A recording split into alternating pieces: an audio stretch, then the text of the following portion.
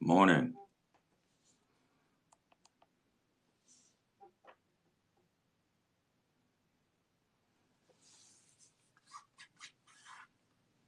Big things happening. Big things happening. You gotta pile in the caffeine and the share button. Don't worry, this is regular coffee. I'm not shilling any coffee. You don't have to buy a mug. I got no spoons to sell you. We're here to learn a little bit about what's the late breaking information that's coming out here on the crackdown of the Qanon conspiracy. Yes, I yesterday I stayed awake all night. Obviously, who's watching me on Scope knows that, so that I could wake up my little newly turned 5-year-old yesterday. So she had a great day, good birthday to it. I was just so wiped out yesterday that I made it till about 11 p.m. and I missed the whole epic Glenn Scope from last night. Hence the coffee here. I've been up since 6 o'clock. So I'm reading and calling and texting people that I would not normally do, just kind of putting the feelers out there that people are giving me information through DMs, and I really appreciate that. Not all of it is confirmable at this time. So what I'm getting back through the feed channel at this point are some alarming. If you're not, I listened to about an hour and a half of what Glenn was saying last night, and he almost set the stage for what is actually being said now today. So, very interesting things are said to be underway, and it seems to be a confluence of events stemming from uh, the Secret Service has had a long growing file, obviously since QAnon was a thing at all, originally on 4chan. And then what they do is they monitor anything that involves conspiracy theories, and the president's involved in any of their conspiracy theories. What happens is, they activate the part of the Department of Treasury, which oversees the Secret Service. They have a whole team of people who do this kind of stuff, warehousing data, archiving data. What they do is they keep an eye on all these profiles and people that are interacting on this. And yes, of course, that involves the so-called Iron Curtain of anonymity of the 8chan, which doesn't exist at all. There is no keystroke that the government can't crack. There's no defense, and there's no way that you'll ever hide behind any VPN. You just won't be able to do it. So, which was all fun and games when it was just everybody talking about martial law, rounding up Democrats who kill babies and drink their blood, and send them to Gitmo and all this other stuff. Now it's been complicated. It's been complicated because Twitter is already navigating a very fine road on how not to ban, because they're in a sensitive period right now. They've been exposed for being overly audacious with their banning or shadow banning of these conservative accounts. So they've been trying to let this thing go as far as they can without getting into the larger accounts like In the Matrix, Praying Medic, Joe M, all these Q related accounts that push the gamut, talking about killing babies and Hillary Clinton being a Satanist and drinking their blood and all things like that, John Podesta and all that other stuff. That what I guess they refer to as good, honest fun, which of course most people are horrified by because it doesn't make any sense. So what you have now is an escalation. The escalation, like I said, is a confluence of events. The confluence, of course, begins with part one, and that is the 8chan board being obviously the number one focal point of the New Zealand shooter and his missive, if you will, that he put forth on there, and the live stream that was associated on there. 8chan went under the microscope. And if you know anything about 8chan, which is probably more than I know about 8chan, um, 8chan is built on the not only the anonymous characterization of being able to say what you want in a free speech way, even if it's hate speech, but do it where mods are pretty much hands off. It's a laissez-faire issue. 4chan became kind of um, a wasteland for these people that really wanted to get into the Zionist theories, the Satan worshiping Democrat theories.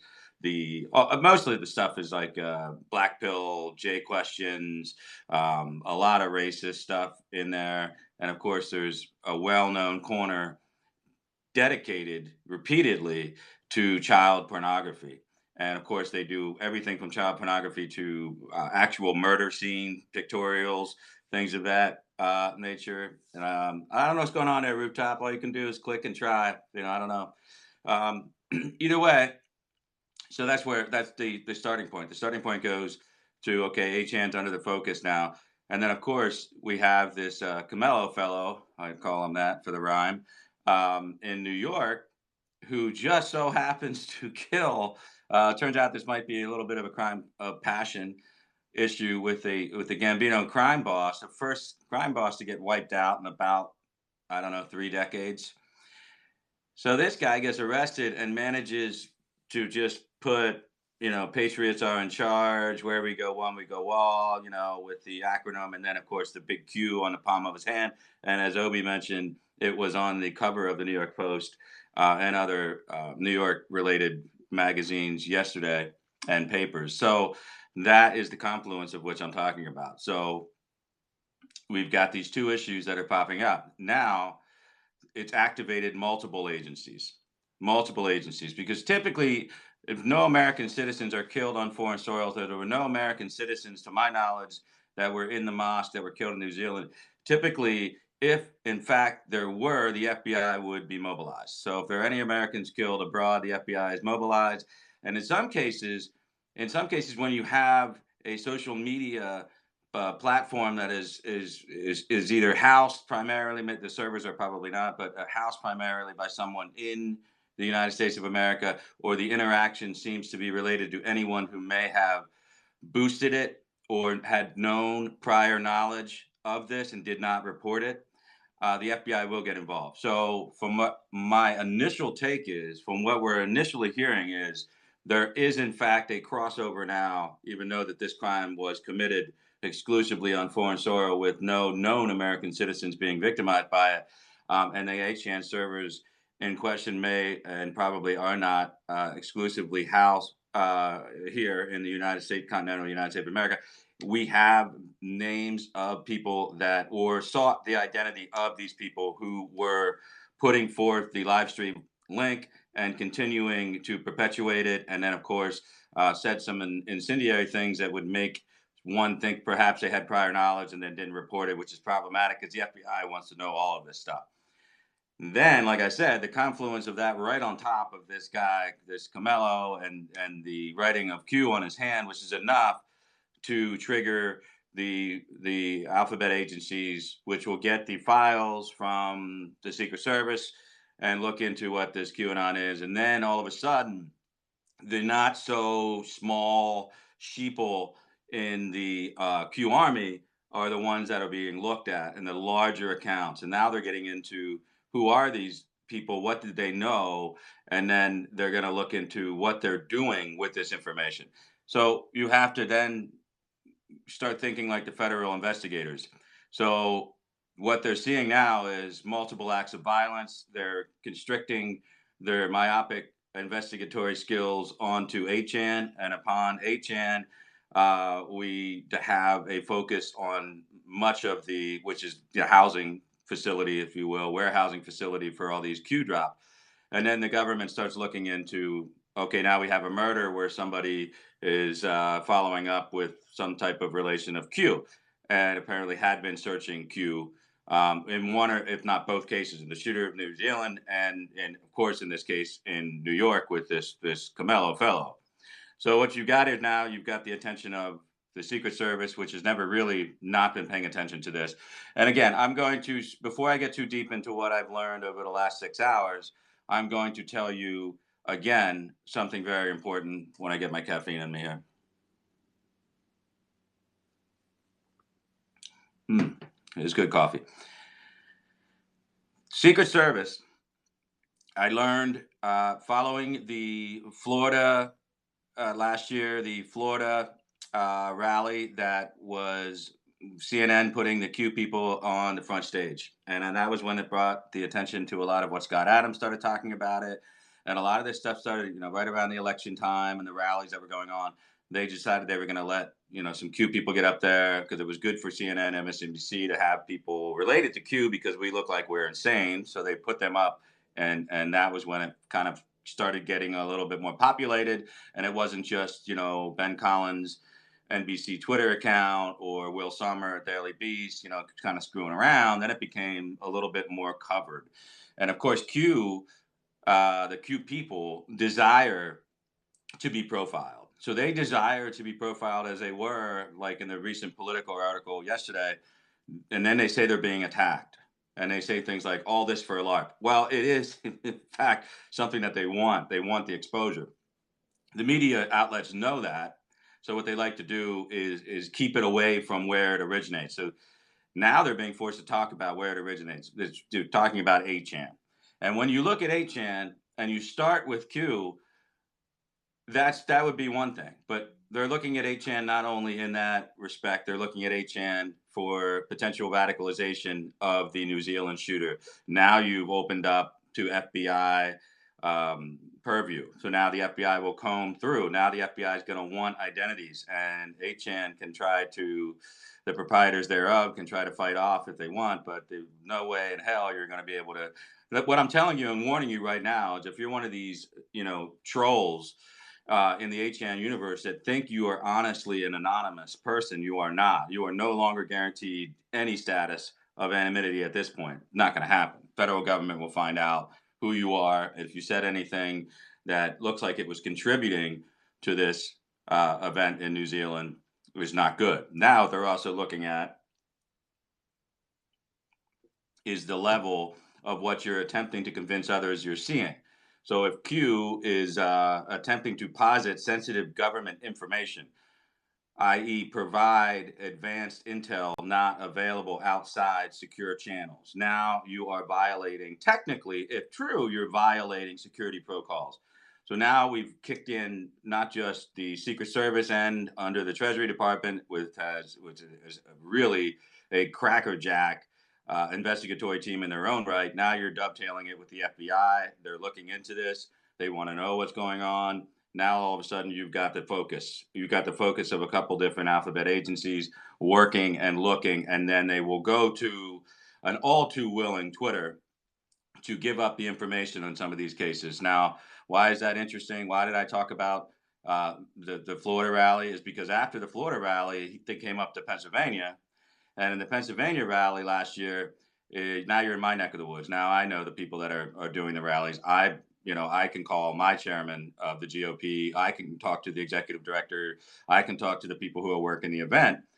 And so I kind of put my little red flag up saying, hey, I'm a Twitter guy. I know you guys don't really care about Twitter all that much, but I'm telling you, there's this really insidious little weird QAnon thing, and it may sound harmless, but really what it's propagating is things that are flat out anarchist, overthrowing the government essentially, which is declaring martial law, military tribunals for citizens, habeas corpus being suspended. I mean, you're talking about some weird shit that's just not cool. And right about that time, we had this so-called QAnon person related in a kidnapping event. And so that all kind of tied together. So Secret Service, that was the first event in Pennsylvania where they were actively seeking to remove Q paraphernalia from the people who were coming in. There weren't too many, I'm proud to say, in Pennsylvania, but there were a few, and the hats were removed, the t-shirts were removed. They were given Trump 2020 hats. They were given Trump 2020 t-shirts. They were asked to cover up, and if they would not comply, they were asked to leave. And then that has been the subsequent rule at every other event going forward. They were asked by volunteers, and then if they would not comply with the volunteer, they were approached by Secret Service. There's been many accounts of this confirming it. I know for a fact it happened, and then other people went, and some very disconcerted, disheartened Q fans went on and said, "Oh my God, I can't believe they wouldn't even let me wear my Secret Service told me I couldn't wear Q stuff. That doesn't make any sense." It does when you're talking about vicinity to the president. You're talking about propagating and promulgating information based on intelligence, which should not, if true, should not be repeated through unauthorized channels. So, one, you're talking about a potential crime right there. If it is in fact anybody in the military intelligence, which is we know that they're probably not, because one, their nonsensical posts don't make any sense, and two, Q clearance doesn't really intersperse with the military, because Q is, of course, a top energy department level clearance, traditionally not overlapping in too often in any case. And certainly that would be alarming if true. So the government has allowed this to go on because they have not seen any information that is actually accurate. So there's no way Q to this point.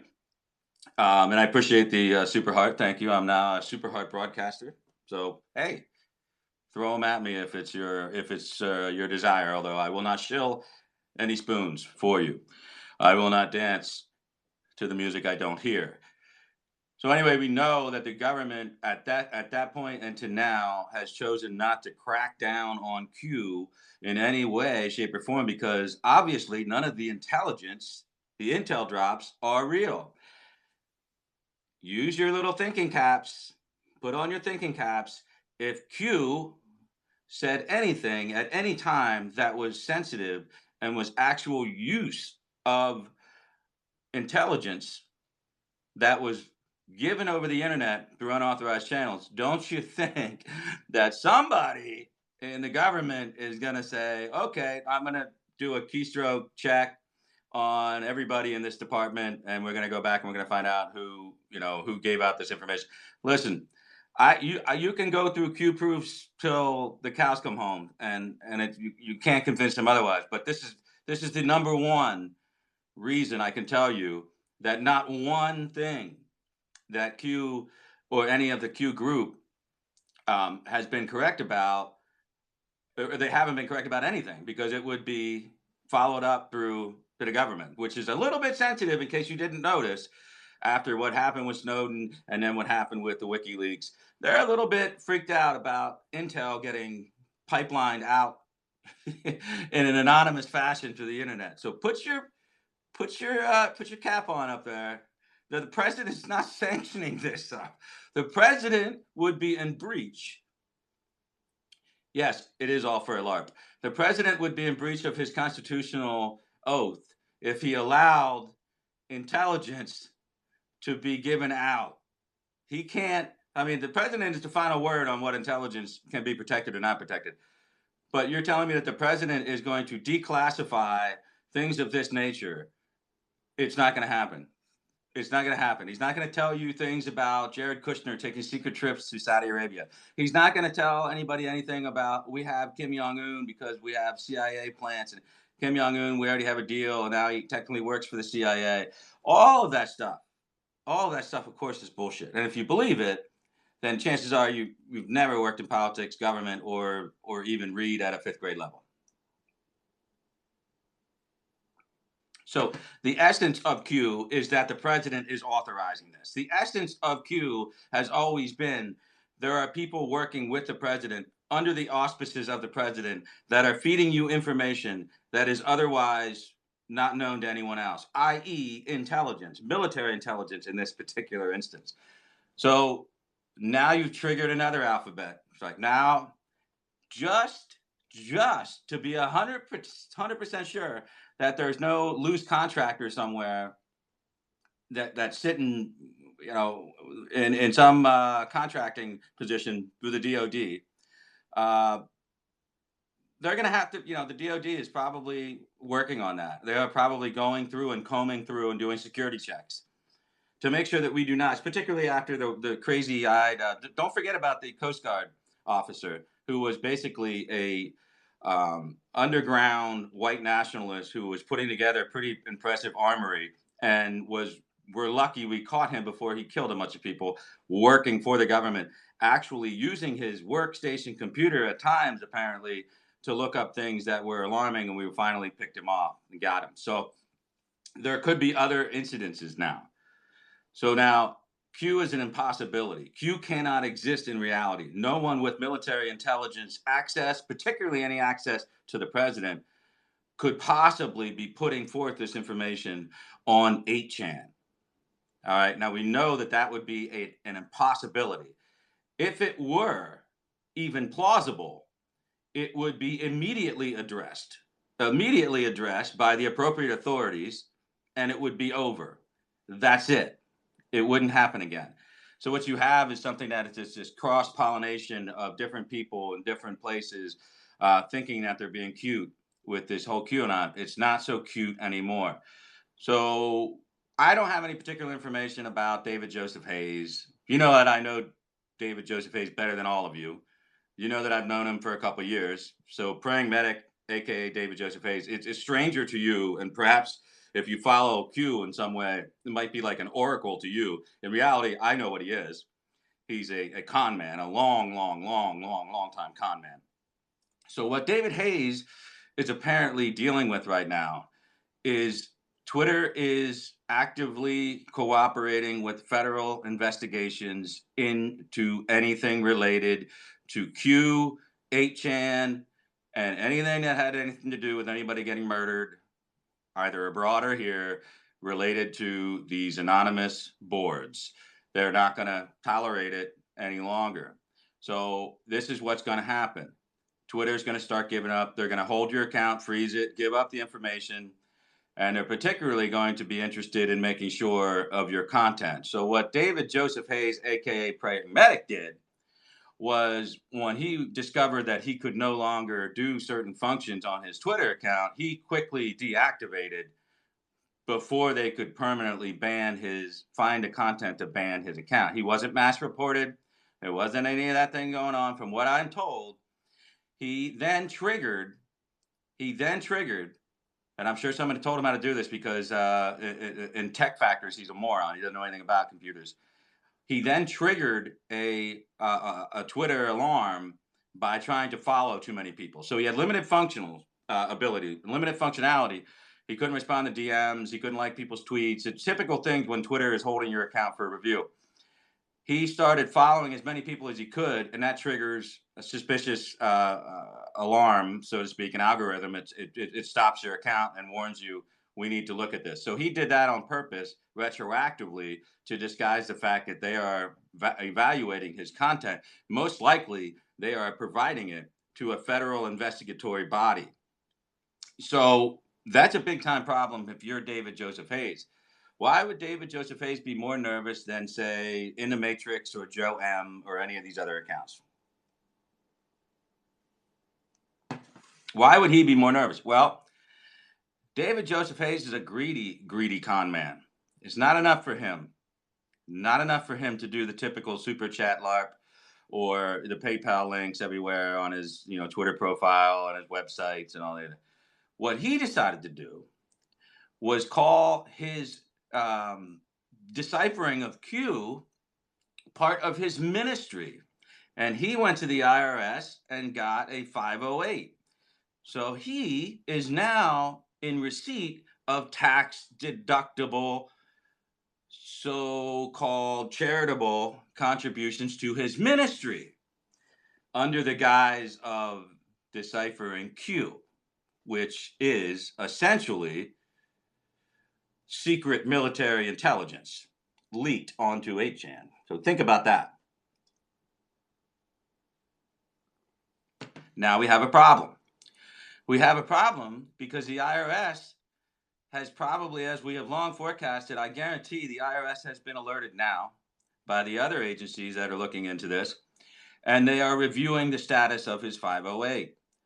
But he's so greedy that he's washing this money through his ministry and buying property and has established a nonprofit board. Now he's infecting other people. Now he is actually committing a series of crimes a series of crimes that is going to probably result in a pretty serious investigation. And I can't even imagine what it's like for him right now, because what seemed like a harmless game is now being investigated for any possible role in both individual murder of a crime boss, who, for all we know, the fact that he wasn't arrested and the fact that he was the first one killed in all those decades, was probably working with another agency in some form of capacity with the FBI. So they might be pissed off that this guy's dead. And they might want to know why this guy's sitting at an arraignment with a Q written on his hand, drawn on his hand. Yeah, the FBI, the feds are a little funny like that. The feds are a little funny like that. They don't just let that shit slide. All of this timing is pretty interesting. Now he's doing his OJ act, jumping in the Jeep. God knows where he's going, but you ain't getting in it. You ain't getting out of this. You ain't getting out of it. We knew this day was coming. The crows, they're coming home to roost. Bad news for Mr. Hayes. There is a multiple alphabet agency investigation now looking into not only 8chan, but anything affiliated with 8chan that is involved with illegality. So if you are viewing or, God forbid, posting child pornography or any other form that has been deemed obscenity prior by the Supreme Court, or any other violation of a normal citizen's, right not to have something that doesn't belong on the internet, you are probably your data is probably being transferred right now. Your IP addresses are being tracked. Your VPNs will not save you. If you happen to be one of the assholes who was actively putting out the live stream link through Facebook that the New Zealand shooter was using, or if you in some way remarked, holy shit, he actually did it, I didn't think he was going to do it, all of these things now prefatory to the crime become relative to the crime. Because it's not, like I said before, just because it's not in continental contiguous American ground and no American citizens were killed, there is an American-esque forum here, even if the servers are not all obviously warehoused here. They're looking into all of it. And then unfortunately for them, right on the backs of this, we've got one of the most notorious murders in New York history, because of the significance of a mob boss getting shot down for the first time in over 30 years. Whether or not it's related to Q is not relevant at this point. It was drawn with a series of other QAnon type of literature onto this man's hand, and they have a search history with him looking up, or in some cases interacting. So this whole Q community has gone from, and of course it's the ultimate live action role playing for them, because to them it's like this sad little unfulfilled lives where they watch Red Dawn and they just wish it would become a reality. They just want to go shoot somebody. They don't want any Democrat in power anywhere, so they're just going to come up with things that just make them feel better, that somebody's going to be rounded up and sent to Gitmo and executed, which of course, in and of itself is the most un-American thing you could possibly ever imagine. So Q is not just merely a LARP. Q is essentially a PSYOP, I think probably a successful PSYOP, as successful as the KGB would have been back in the 60s. The FSB is probably clearly greasing the skids through currency of Bitcoin natures and all that. That'll all fall under the investigatory arm as well. I would, if I were you, my advice, if I was involved in 8chan, which I've never been on 8chan, I mean, I've seen it archived by excellent reporters like Doug Stewart. I've seen what they've written and what they're about. We've all seen and heard about the child pornography that is prevalent there. That is not protected free speech, and you will not be hidden behind what you think is a foolproof VPN or some other way of disguising your identity. It doesn't really work that way when the alphabet agencies start getting involved. And for anybody who's involved in actual Booz Allen level contract work with the DOD or others, or any other firm like that, you probably will be given a standard security rundown. And at some point, if there is suspicious activity coming from your particular workstation, they will look at your home computer, and after that, you will probably be called in for a read, a security read, where they will do a polygraph depending on your security level, your security clearance level. So this is pretty serious now. So it goes from, how important are they going to look at people on Twitter, like Joe M and In the Matrix and some of these other Q accounts that are getting pretty big? How curious will the law enforcement be about checking into this? I don't know. I know that they're hopefully not in a position where they're like David Joseph Hayes, where they're opening up a tax deductible charitable ministry, taking in money off of what you're attempting to tell people is secret military intelligence and decoding it for them in return for money, and then selling books and other things off of that. Now he falls under another level. He'll be checked out by the IRS on multiple levels. He'll probably be checked out by the Department of Justice Criminal Tax Division for the IRS. So I'm sure this is a freak out moment, and I'm sure that his account will come back, because it's not something that was organically done. There is no anti-Q army out there reporting David Joseph Hayes praying medic tweets. He's just kind of as Glenn calls him, a love dumpling. I mean, he's really not that type of level of importance where somebody's going to strategically go after his account. So I'm sure Twitter is just responding to a basic call from the FBI division, and they're looking at it. They're probably getting a call from the Phoenix Bureau or something out there in his area, and they're looking at it, and they'll provide that information to the FBI. The FBI will work with the Department of Treasury and Secret Service to find out, what's been said about the president's involvement, and are these people going to be attempting to attend rallies near the president? At some point now, I'm pretty sure the Secret Service is putting together. They want a name list, and this is probably the biggest thing that I've wanted to get through to you. Was what I've learned over the last couple hours is they seem to be not content anymore to just ask you to take your Q hat off, because people inevitably will take off another shirt and they're wearing Q things underneath of it. They now know, they want to know any of these people involved in this type of online chicanery. They want to know, because they can't gauge your level of insanity. So they don't have time to go through and read all of your tweets to find out if you are mentally unstable enough to actually potentially do harm to the president, or in some way embarrass the president by screaming out something about Q in his vicinity while the press can hear it. And then the press will latch on immediately to the most incendiary qualities associated with Q, which is, of course, the execution through military tribunals and violations of all civil rights and suspension of habeas corpus of anyone in America. And that'll, of course, embarrass the president greatly. But their biggest concern at the Secret Service at this point is we are going to be moving forward on rally after rally after rally throughout the course of the spring and the summer.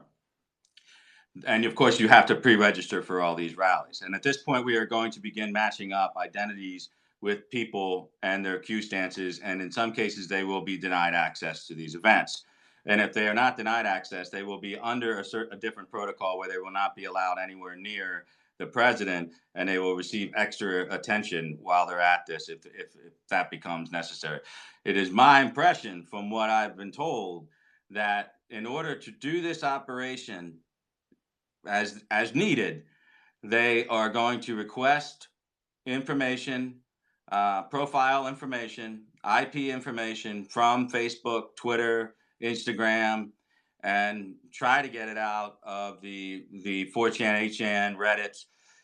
They're looking to identify people, put a name with accounts, so that they can cut down on the threat of the access to the president at these rallies. It has now reached a point where we've had enough incidences. I believe this is about getting to between 4 and, however we want to count it, between 4 and 6 serious incidents involving felonious nature associated with Q and or HN, that they now perceive it to be such a considerable threat to the president that they will seek to line up your so-called identity online with your identity in real life in order to prevent you from gaining access to the president at a rally or any other function where we pre-screen people by registration.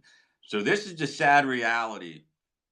It's the sad reality of QAnon. It is now regressed to this point of frustration and multiple forums getting bounced off of one and trying to get into another. And what's left is just really disturbing accounts of anti-Semitism, violence, hysterical hope porn, things that'll never occur, goalposts getting moved. I believe today is another countdown boom day for Q. Nothing's going to happen.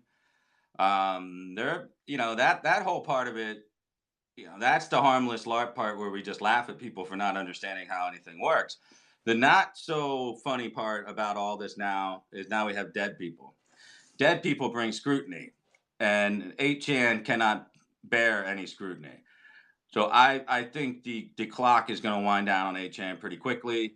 I believe some people are going to be shocked when they are contacted by law enforcement officials related to what they think is their anonymous activity on 8chan. And I believe that that is going to happen, even if it requires court order, and in some cases it will.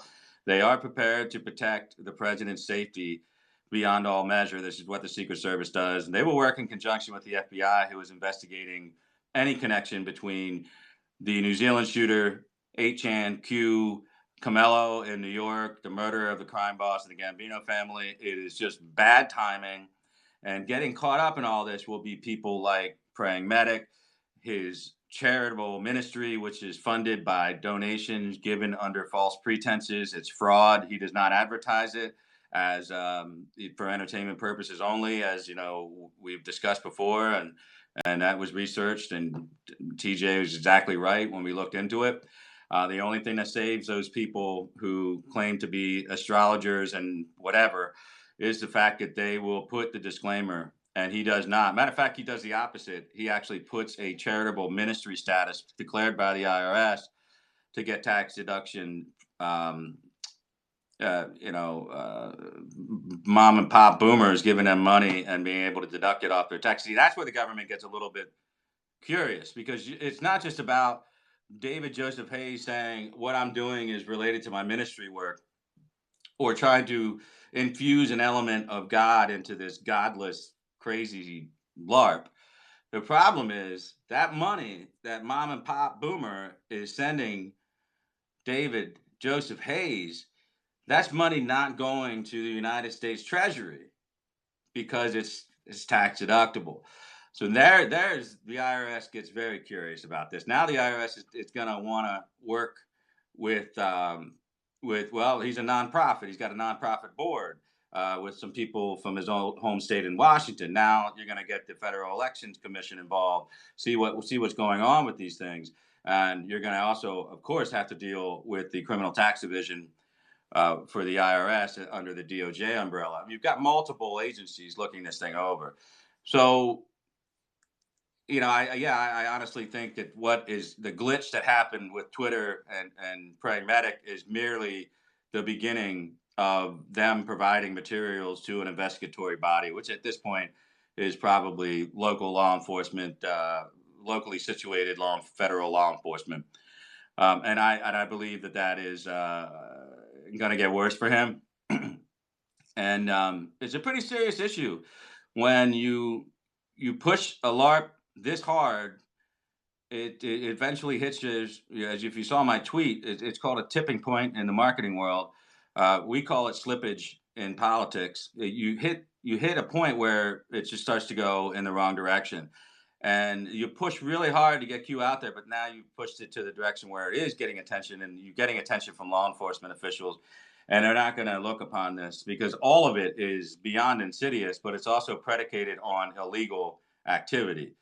It is predicated on quote unquote military intelligence being inappropriately broadcast, and it's being broadcast through the internet, and it's being broadcast on various FCC level investigatory angles, if you want to take it that far. So I think you're looking at a broad investigation that's probably been underway quietly for a while. I think now has it been bumped up. I think it's been bumped up. I think we're looking at, like I said, multiple alphabet agencies involved in this. I think if I'm David Joseph Hayes, praying medic, I'm definitely shitting a brick, and they're going to be looking at everything, every transaction. So this is all transactional. This fraud is transactional, and it is fraud, and you can't take money from people on false pretenses with a charitable religious exemption from the IRS, and then you can't funnel that money into real estate that's not related to your ministry. So what I'm guessing David Joseph Hayes is doing is I'm guessing he is paying for his lifestyle through this board, this nonprofit board. I'm guessing he probably purchased this new home of his and is writing that off as his home office or a significant portion of that home. And I probably would wager it'd be difficult for him to get the loans unless it was a cash transaction in a large part for the down payment on the home. And I don't know how mortgage brokers will look at somebody with a PayPal, Patreon cash flow as opposed to a paycheck. So that's where the ministry comes in, pays himself, I'm sure, from the ministry, puts his money from the PayPal, Patreon, and whatever else he has monetized, and he puts that into the ministry and pays himself back out money that was tax deductible from the people who gave it to him. So the government is actually losing that money, which irritates the U.S. Treasury on multiple levels. And so now you have a situation where you put yourself so far out there that, now I'm going to be under scrutiny, and I'm not going to be able to withstand it. So it was actually the 8chan, which I don't believe, is something that praying medic is involved in more than he has to be. I think it's just he's part of scripting some of these Q drops and having them posted on that board and that forum.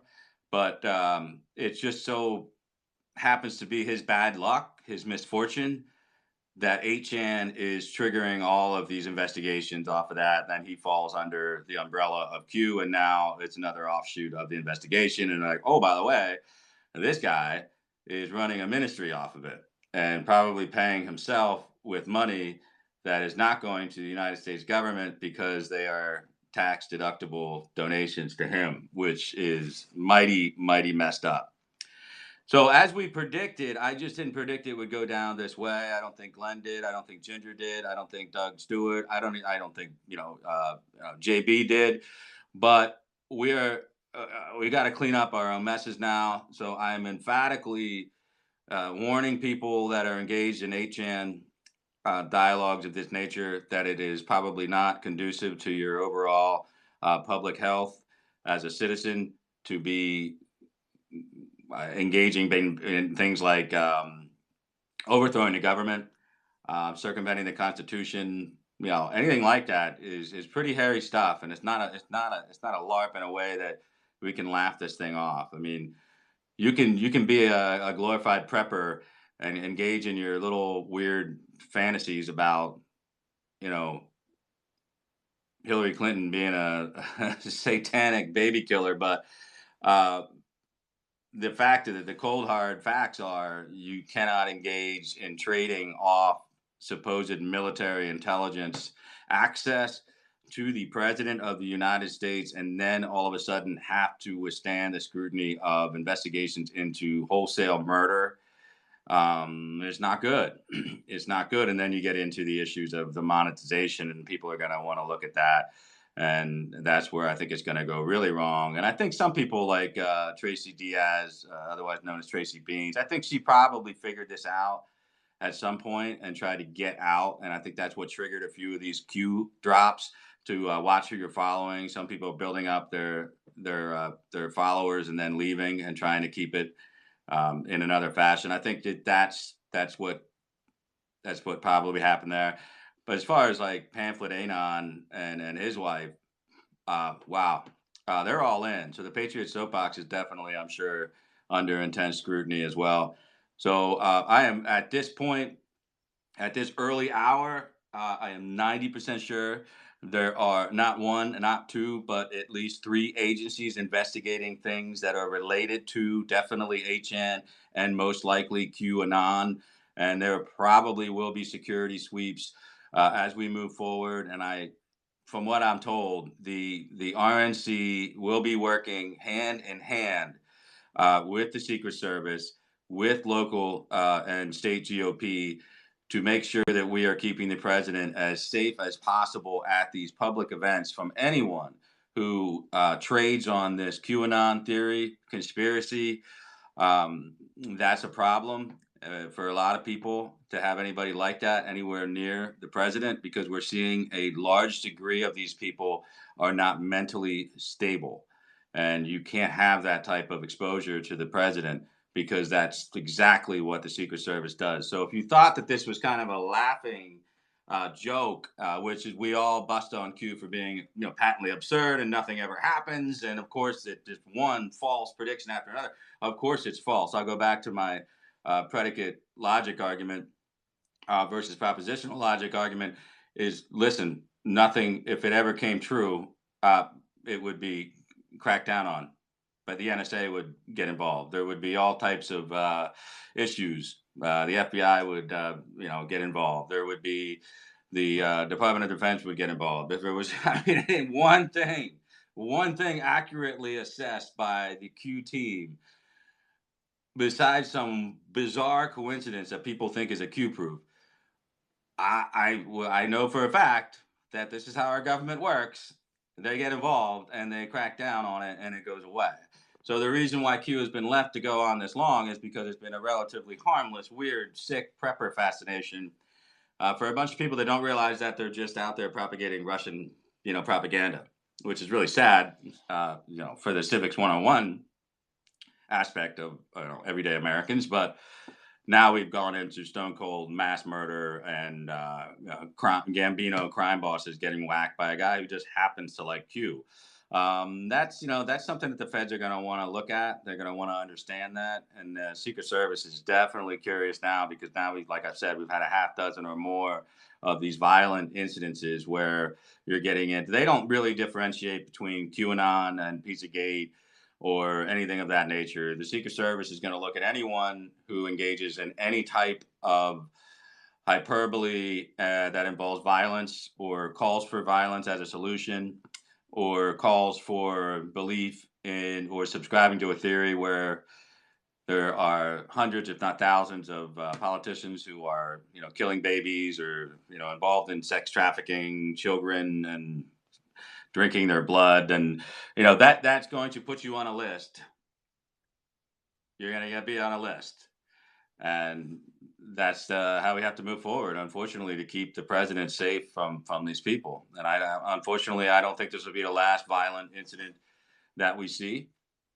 It was geared up for a crescendo of violence. It was geared up for people that are going to be either, very disappointed to the point of just like, I don't even know what the crestfallen when things don't happen as the way they anticipated it, which clearly they're not going to, because this is the United States of America, and we don't suspend habeas corpus, and we don't subject civilians to military tribunals, and we don't declare martial law on a national level, and we don't use the emergency broadcasting system to declare martial law, and we don't round up people without due process, because that's America. And if you did any one of those things, you would cease to be a constitutional republic. You would cease to be an experiment in democracy, and you would be a military dictatorship. So lots of disturbing things that these people believe that we would laugh off and mock them for a while. And now we've got, thanks to 8chan, we've got this dark underbelly which has been exposed, and the seedy element is going to be put out into a much larger public forum than just the Daily Beast, or just, a couple of different Twitter reporters or a Politico article. You're talking about more of these New York Times, Washington Post level. They hate covering Q. major publications hate it because they know that it's going to only, contribute to more people getting roped up into this stuff. So I don't know. I don't know how this is going to turn out. I think it's a sad, sad, sad day when we have to utilize federal law enforcement capabilities this way, resources this way. I think it's a sad day when we can't tell the difference between a Trump supporter and an anarchist who wants to overthrow the government or make Trump some type of military dictator. That's pretty weird, and hard for the Secret Service, because these people that are most militantly aligned with this theory are also going to be the ones most intent on getting close to him in proximity. It's a self-fulfilling need to have him validate in some way, Q. So the only way they're ever going to get that, they think in their own minds, is to get close enough to the president and have that be allowed. And that is a very dangerous element to the Secret Service. They do not like that. They don't like anybody that's that frantic to get that close to the president. It's just not good, because there's a fine line between the crazy Gene Huber guy wanting to give the president a hug and John Hinckley. I mean, how the hell do you know? These people are nuts. So it's just, for the Secret Service, it's a really hard job, and I think that's where the other agencies will work in conjunction with them to make sure that we can crack down on this thing. And this is really sad. It's really sad because I think it's the worst time for Facebook and Twitter, to a large degree, to have to engage in cracking down on another, what they perceive to be conservative base of people, which I don't consider Q people to be conservative. I consider them to be insane or ignorant people. So it's just a bad time, but they have no choice but to do it. And if I'm out there, if I'm one of those people that woke up to this, if I'm a mom and pop that just got fooled by it and started listening to David Joseph Hayes because he called himself the praying medic, and they just weren't aware that he has no possible ability to discern anything involved with government or politics or the law, because he's basically just an out of work EMT. And you gave him money, and that it was tax deductible on your tax forms, and I would request that money back if I were you. I would submit my request to David Joseph Hayes, to his ministry in writing, and I would request my money back. And then I would complete that transaction with the IRS to make sure that I remitted what I took off my taxes, if I was dumb enough to take that off my taxes as a charitable deduction. I would if I were you, I would contact his ministries through his website, which I guess is like prayingmedic.com or some dumb shit. I would definitely, in writing, say, listen, man, I'm not comfortable with this. This is obviously something shady going on here, and you're using my money for your own personal use. And it was something that I deducted off my taxes because you told me it was a ministry, and it's clearly not a ministry. So my advice to anybody is that would just be what I would do to clear my own conscience of it. And then, of course, I would really take a hard look at what Q is about, what Q is attempting to get people to do. It's worse than hope porn, is what people refer to it. It is worse than that. It is actually a degradation of American values. It flies in the face of everything every soldier has fought, bled, and died for since the Revolutionary War. I mean, we have a few thousand. I can't tell you if it's 10,000 or 100,000 people that are readily, transactionally, whether it's money or posting or retweeting. Um, Propaganda against a constitutional republic. That's pretty serious stuff. I mean, it's a problem on many, many, many levels. And again, I think your point's well taken. I mean, using God for more money, because people will donate easier with it if it's tax deductible. But using God to promulgate this propaganda is even worse. It's the lowest of the low, and I guess it just confirms who he was at the earlier part of his whole adult life, which is a self-abscribed atheist, self-abscribed or self-described abuser of his ex-wife. We're talking about stalking, harassment, PFAs, foreclosures, admitted financial failures, the long game, con game, selling his wife's painting online, which are like just, oh my God, it would make Warhol's eyes bleed. And then writing these really ridiculous books that get into like astral projection and things that are not Christian at all. So, positing and putting himself up as a Christian who's deciphering basic Russian propaganda that the American democracy is broken. Essentially, that's what Q is. At this point, Q is essentially propaganda saying that the democracy in America is over. It's broken. The system is broken. It is irreparably broken. We cannot withstand it any longer. The deep state has won, and Donald Trump is our last hope. It is not acceptable to leave it hinge on his reelection in 2020. Therefore, he must declare ultimate authority and somehow smite his enemies and transport people en masse to Gitmo for military tribunals, suspend habeas corpus, the due process that we all have as our basic civil rights, and in many cases, apparently using the emergency broadcasting system to declare martial law, which would enact, National Guard. And I think they're saying the Army itself would operate illegally inside the military force inside the contiguous America. That would be, of course, a definite constitutional violation as well. So it's inexcusable propaganda. It's trying to destroy the makeup of your own country. So the whole thing befuddles me. And then pile on top of this nature, this Scientology-like cult-like behavior. And it's just it's unconscionable to me what they've done. Grave harm. They've done grave harm to the president's brand.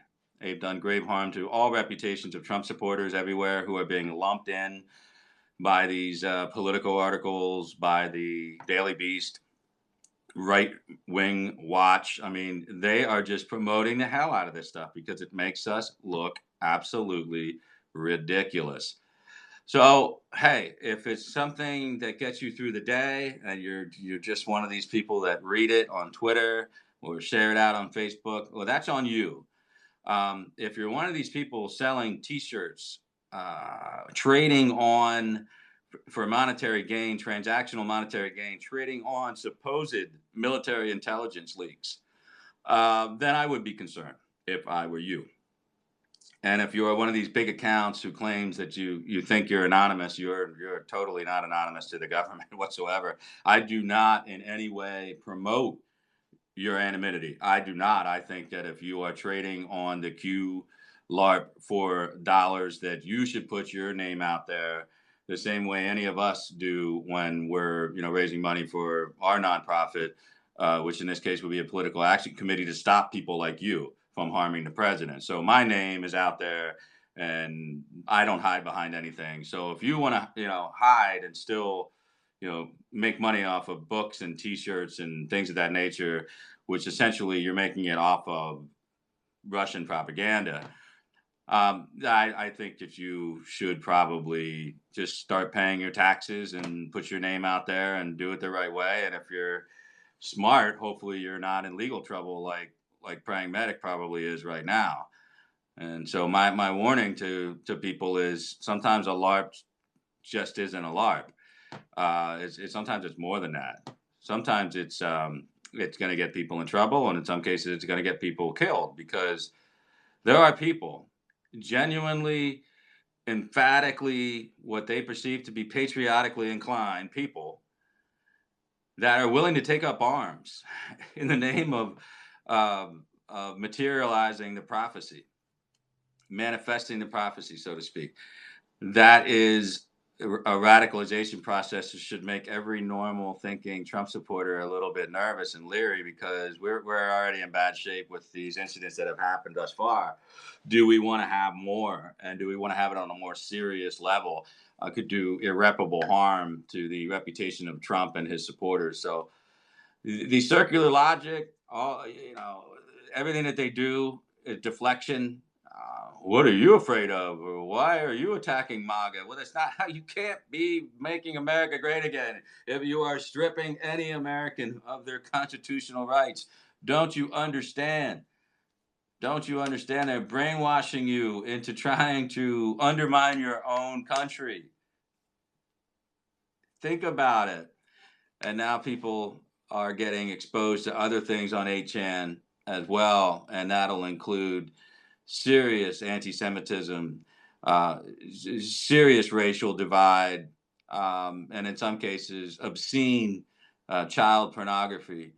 And to them, they think it's like the ultimate expression of free speech, and to us, normal people who they call normies, we see the facilitation of violence against children. We see the facilitation of propaganda against our own government. So we see that as more than problematic. We see it as criminal activity. So 8chan is a cesspool. 8chan is not a bastion of free speech. And frankly, the only anonymous thing that I could ever imagine would be allowed as protected hate speech would be putting a hood over your head and getting a permit as a KKK member and walking down the town street with a hood, which I don't even think you can do anymore, really. So if you really feel that way, if you hate Jewish people, or if you hate Latinos or blacks or Catholics like myself, if you hate and you're full of hate, then be a man, or in very few cases, be a woman, and put on your big boy, big girl pants, and go file a permit request in your municipality and walk down the street with a sign saying that you believe that there's a Zionist regime in charge, and this is a puppet government run by satanic pedophiles, and Trump needs to become essentially a de facto dictator in order to solve it. Because hiding behind an anonymous trolling account on 8chan is not protected to me at all. I think it's just a cesspool. It brings out the worst in people and things. And if 4chan mods are too tough for you, then you're a sick bastard. I think that's the end of it. That's the long and short of it. If 4chan mods are too tough for you, and the Reddit mods are too tough for you, and you need to go somewhere where it's just completely unfettered, for you to just put up kiddie porn and Jew jokes, I got nothing for you. I'm not here to protect that. All right? I will fight. I will die for your right to express whatever it is you want to say. I will not lift a finger to help you maintain an anonymous profile on a near dark web chan that is prolific in child pornography and hate. Take your so-called free speech out to the streets like they used to do it, like they've been doing it since the time of the framers, ever sitting around in a tavern putting together the documents that you're undermining this very day as a Q believer by overthrowing a constitutional republic and supplanting it with even a brief military dictatorship, and then using out of context Lincolnian discussions about what we had to do during Reconstruction and the Civil War. It is intellectually beyond dishonest. It's disgusting. So now we've got two subject matters, 8chan and Q, that are inextricable now, because the only place that Q could make this, left and remain anonymous. They think they're anonymous. They're not anonymous. So think about this. Everything I'm telling you about what's being investigated right now, do you think there's a chance in hell any one of these people are anonymous anymore? You already have people like JB and DeFango telling you how this whole thing started. Okay, we already have Pamphlet Anon, Coleman Rogers, getting busted with his own trip codes while he's live on his little Patriots, soapbox. So you know who's doing it now, and you know who was doing it then. And if you're still following it, then you're outside the umbrella of intellectual exchanges. Now I can't communicate with you. Now you might as well be speaking Aramaic at me, because why do I say Aramaic instead of Mandarin? Is because more people speak Mandarin in the world than anything else, and almost nobody left in the world can speak Aramaic. So that's what you are. You're outside the intellectual discourse. You know, you're outside the umbrella, the cone of discourse. We can't communicate with you anymore because you defy logic, and you put up these walls and these circular discussions. These circular discussions about it's us. Why are we attacking Q? And the duplicity is amazing to me because when a major media outlet writes about Q gets on right away. One of the Q people, whether it's David Hayes or Coleman Rogers, his wife, or whoever else is in on the scam now, they quickly get on, like Jordan Sather or somebody. They'll quickly get on and say all this for a LARP or something like that. Like they're mad as hell that they got coverage, but they want the coverage. They need the coverage. So it's this duality that I think makes no sense whatsoever to people, anyone with a brain. So no, I will not protect your. I will call, and I have signed the petition to ban 8chan, and I will anything that comes up in its stead and performs the same type of hate speech and violence mongering and child pornography and exposure and exploitation of children. That is the ultimate irony. The Q narrative is driven off of the abuse of children and sex peddling operations by politicians who suck their blood. But at the same time, it is on a forum which is most notorious for its child exploitation and child pornography visibility. So get your minds around that one, sports fans. Think about that one. 8chan is home to both Russian freaking propaganda to undermine your own country, and also is the same place where you can see child pornography because the mods don't do anything in 8chan. And you can also get a good wind of the most vile anti-Semitic shit since Goebbels was at his peak in the 30s in Germany. I'm happy. I'm happy that this is now in the ranks of the government investigatory agencies.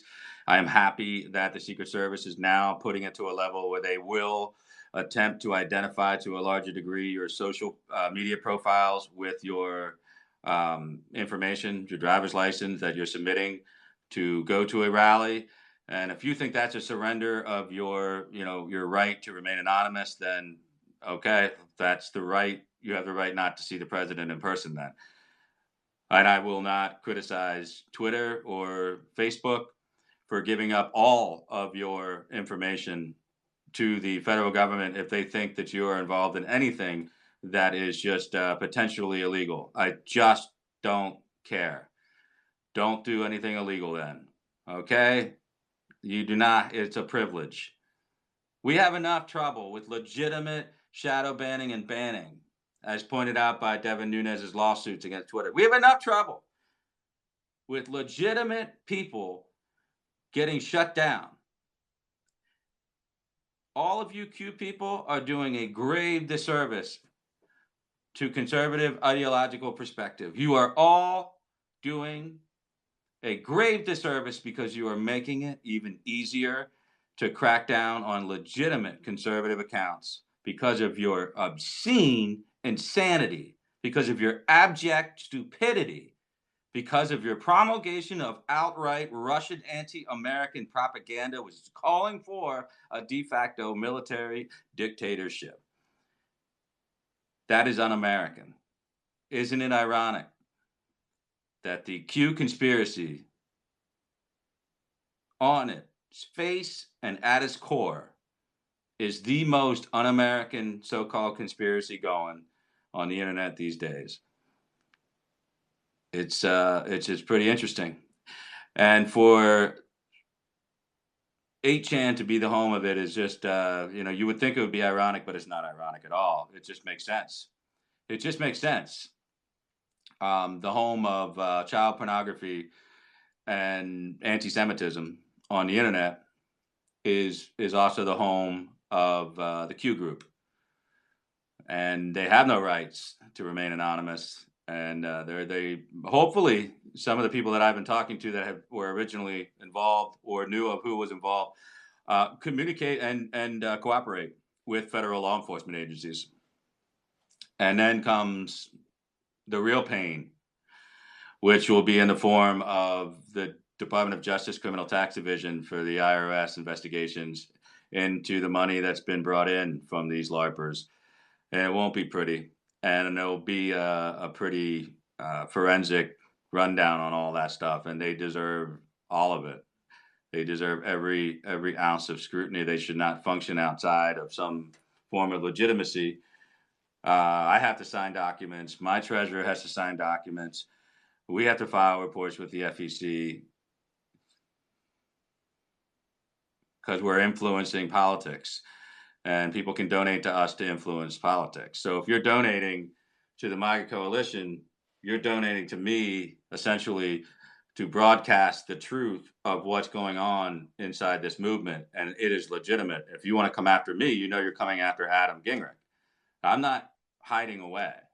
I'm not behind a fake account somewhere. I don't have multiple fake accounts. I have a backup account with my name and face on it, and I have my real account with my name, Gingrich of PA, right here. And I don't even have Facebook. I don't have Instagram. I don't have accounts on any of that shit. So my belief as a person that's engaged in the process to hopefully put forth American first policy issues and to assist in the reelection of the president in 2020, unfortunately, my job has become, plow the road, because we've got our own snowflakes that are just outright, propagandists, Russian propagandists, essentially, calling for the deep and fundamental questioning of our Constitution and our republic by undermining it and seeking I don't even know what you call it, an implementation of martial law, which essentially strips each American citizen of their constitutional and civil rights. So I'm pleased that we've gotten to this point, because we don't have a whole lot of time before we get into the real political season. And hey, I'm not shadow banned. I'm not shadow banned at all. I'm just putting my time and efforts into doing something that is not palatable to a lot of people. And you have to not care if people follow you or not. You have to not care if your views go down on something like Periscope. Big deal, whatever.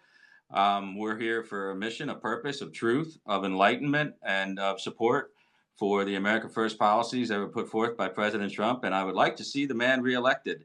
And frankly, I would like him to be safe wherever he goes. And that means being safe from people who subscribe to theories like martial law and sending Americans to Gitmo for military tribunals when they're not in the military. These are all dangerous things. These are all, they're self-described militias that are being formed in the name of Q. All very strange behavior. And I don't want my president exposed to it. So I'm very happy to see that the Secret Service is extending and working with the FBI into investigating the identities of these Q propagandists to make sure that they cross-file that with those who are going to events or might be anywhere near the president in a fundraising arena or anywhere where you have to be cleared, because you want to make sure that some of these crazy anonymous accounts aren't really the people that are showing up with their ID, and we don't have any other red flags showing. So it's an intensive effort right now. Fortunately, there are algorithms that make it very easy for Facebook and Twitter to turn over all information about Q, people that are tweeting Q, the IP address, all things which can be cross-referenced. There's no VPN that's going to hide where you're really tweeting from or your device. You can't avoid being tracked by the government.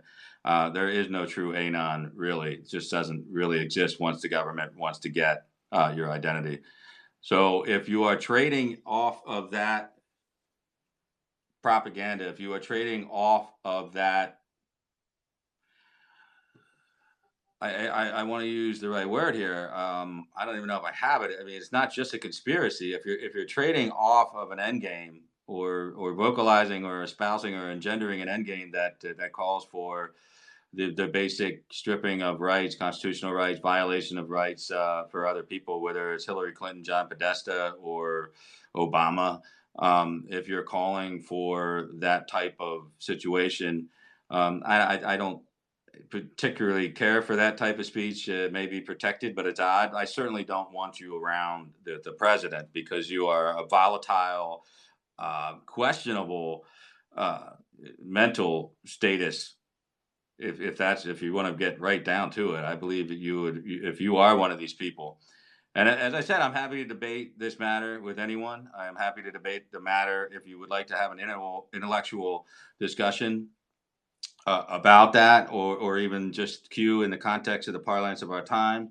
I am willing to engage in that. I must warn you that I am not going to be sent to any Q websites because most of them are just browser cancer, and I don't want it on any device of mine. And I certainly don't want any malware, which is probably associated. And I think that the monetization of Q is thoroughly disgusting, and I think it should be investigated.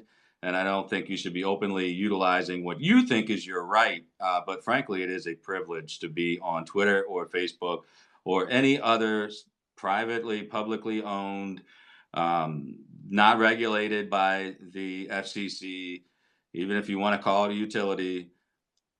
Frankly, listen, if they want to get rid of you, they're going to get rid of you. And I think you're making it a lot harder for people like me to stay on as a conservative when you pimp out your Q bullshit, which makes everybody on our side of the aisle look just flat out stupid. Flat out stupid. I don't know what else you want in the way of, everybody's talking about proof and disproof. It's seriously, it's like, I can't. I mean, how would I talk out somebody from a Scientology wing? I mean, I can't. I mean, there's nothing I can say if you're going to constantly be, Q reinforces this thing very much in a cult like nature, so they all have the same responses. So you just got to ask yourself. You're the only person that can wake yourself up before you find yourself in a position like David Hayes, where you're just driving down the road wondering, how the hell am I going to explain all this? And, how much of my lawyer is going to cost? What am I going to, tell the government about where this money's been going? What am I going to tell the IRS? What am I going to do if my Twitter account gets banned and and YouTube channels keep getting banned, and I have this house that I can't afford anymore because my money dried up? There is nothing happening. There'll be no mass arrest. There'll be nothing like that, because that would be the end of America, and you're a sick person for wishing that. I feel bad that your life is going that poorly, that you would want that to happen. And I feel badly that you wouldn't recognize if anyone with a Q level clearance that actually overlapped into the military, which would be a serious breach of classified intelligence, putting it on 8chan, the home of rabid racism and child pornography. It is nonsensical. It is completely fabricated. And it's also you doing the work of people who hate America, and the rest of them are just trying to make money off of it. And there's probably more to it than that. There's probably the fact that they got up and running is probably an investment through cryptocurrencies by outside people who want to destabilize the conservative base. It could be Tom Steyer, or it could be the FSB in Russia. We don't know. We don't know. I mean, well, we can find out. I mean, Q itself should have stayed on a lower profile. now we're you put 8chan Square into the target, and 8chan will be taken out. And hopefully some of those disgusting people on there will get their just desserts. And if they want to go legit, that's cool. If you got an 8chan profile, and I know you all swear by this like some kind of holy oath to your anonymity, but really what that is an oath to cowardice. So if you really want to put your name out there, then I applaud anybody who's willing to give that speech. The hate speech, it's protected speech. If you want to say that you hate Jewish people, or you think Jewish cabals are controlling the banking system, the Fed, and the media empires, if you want to go ahead and say that, go ahead and say it. I will fight for your right to do it if you want to put your name on it. And that's the American way. That's how our Constitution works. That's how court precedents have fleshed out. If you are attempting to monetize off of this propaganda, if you are one of these people that are utilizing a platform which is not regulated as a utility, i.e. Facebook and Twitter, you are in violations of terms of service, and you are making it much harder for all of us to stay as conservatives on these forums. And you are weakening on multiple fronts the support for Donald Trump's reelection. You are basically mocking us as conservatives. It is self-flagellating. It's awkward to watch. It is just low-hanging fruit for the enemy, and then the enemy is the media. And it's just insane how we've seen a large part of our, not a large part, but a sizable chunk of our social media base tying itself into a pretzel over this thing. It's time to wake up, and I'm just doing my small part in doing that. I really feel very poorly. I feel badly that people have been snookered, taken in by this.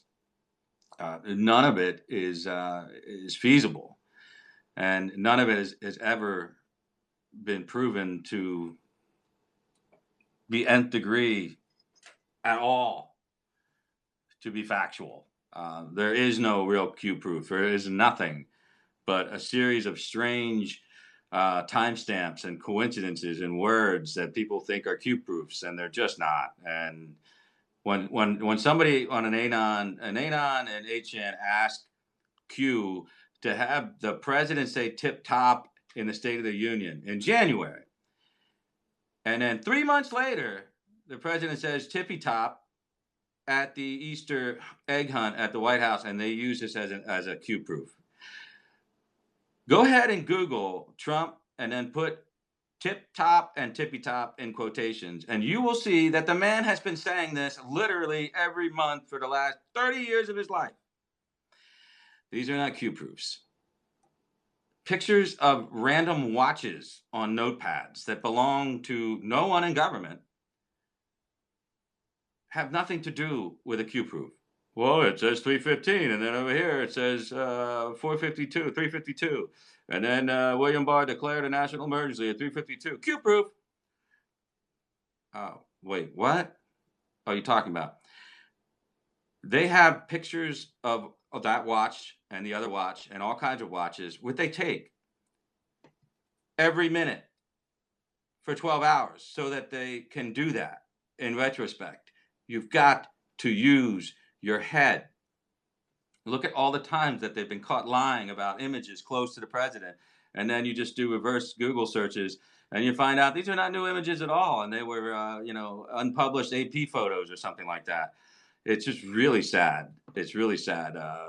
My favorite one was when they're like, "Oh yeah, look at this photo of Trump and his staff," and it was like Q was the first letter to the code of the photo, and then Lee Stranahan got on, God bless him, and did an anonymous and not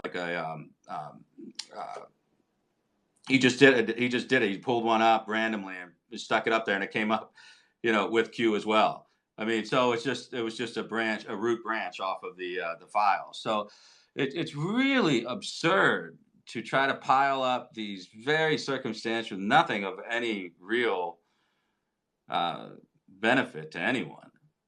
Hey, I've had people send me stuff. I just laugh at it. It's just so ridiculous. How's that Saudi Arabia stuff working out for you, Q? How'd that work out? Oh, it's a massive crackdown on all the Hillary Clinton Foundation people in Saudi Arabia that were working with her on child trafficking. No, it wasn't. It was turns out, Bin Salman just decided to shake down a bunch of sheiks and make a bunch of money because he was hurting for cash. And then left. Then he went and killed Khashoggi, and now he's in jail. Basically, he can barely run his country. And no, we don't have any secret agreements to overhaul the Middle East now. We're lucky that we can even hold on to the power structure in Saudi Arabia right now. And by the way, North Korea, how'd that one go? How'd that one go with the predictions about, well, we got it now. They got it now. The clowns are gone. The clowns are removed. Now Kim Jong-un, who's really a good guy, not a total horse's ass who imprisons his own people and starves them. Now he's not a CIA asset anymore. And Tim Schmidt from Google went over at the end of the term in Obama's and made some kind of weird CIA move. It was just so convoluted and stupid. It doesn't make any sense. And we were going to have like this grand reunification between North and South Korea. How's that working out for you, Q? How's that working out? It's working out like a moron who knows nothing about world geopolitical effect of anything. You don't know anything. None of this stuff is coming to fruition. Your military parade didn't happen, and it won't happen. There's not going to be any booms today. Nothing. Nothing. Mueller's not a white hat. Nobody's getting indicted. Nobody except Republicans, anyway. I realize it's frustrating. I realize that's why people, would rather listen to crazy people like Brendan Dilley than listen to me, because, why not shout obscenities at you and wave spoons around and then talk about how the president watches him and then starts telling you about all the shit that's never going to happen. Why would you tell a life coach with no clients, military secrets, who ran for Congress and got 734 votes, swearing that the president knows who he is, didn't even live in the district, didn't even turn in his signatures appropriately, could have been kicked out, but the party didn't even want to give him enough attention to have him thrown off the ballot. But yet he's getting top secret military intelligence that never comes true. None of it. None of it. None of it ever happens. Is this plausible to you? Is this plausible to you? Is it more plausible that I have spent a large portion of my life in politics and government, fortunate enough to work with a bunch of great people in Pennsylvania that ended up going to work for the administration, didn't start a PAC, but took up a PAC that was falling apart and made a go of it, and hired Sebastian Gorka for a while and things like that. And met a lot of cool people, and I know the top of the food chain in the RNC. Is it possible that I might occasionally text or call somebody and ask for like, hey, a rundown on I heard this or something like that? Is that more plausible that I may even deduce on my own what's going on in any type of political or geopolitical situation? Or is it more plausible that a guy sitting out in Arizona, who I might have graduated high school, I don't know, but then bragged about never having a day of college, and you can tell that, screaming at his phone, obscenity after obscenity, screaming at Meemaw for sending him Bible verses, hawking spoons for $75 a piece, yelling about some military intelligence that he gets that nobody else has, yelling about Greg Gutfeld stealing his jokes, talking about the president watching his periscopes. On the plausibility scale here, folks, what's more likely? What's more likely? Well, let me tell you this. Neither really matters. Neither really matters. Does Fox News suck?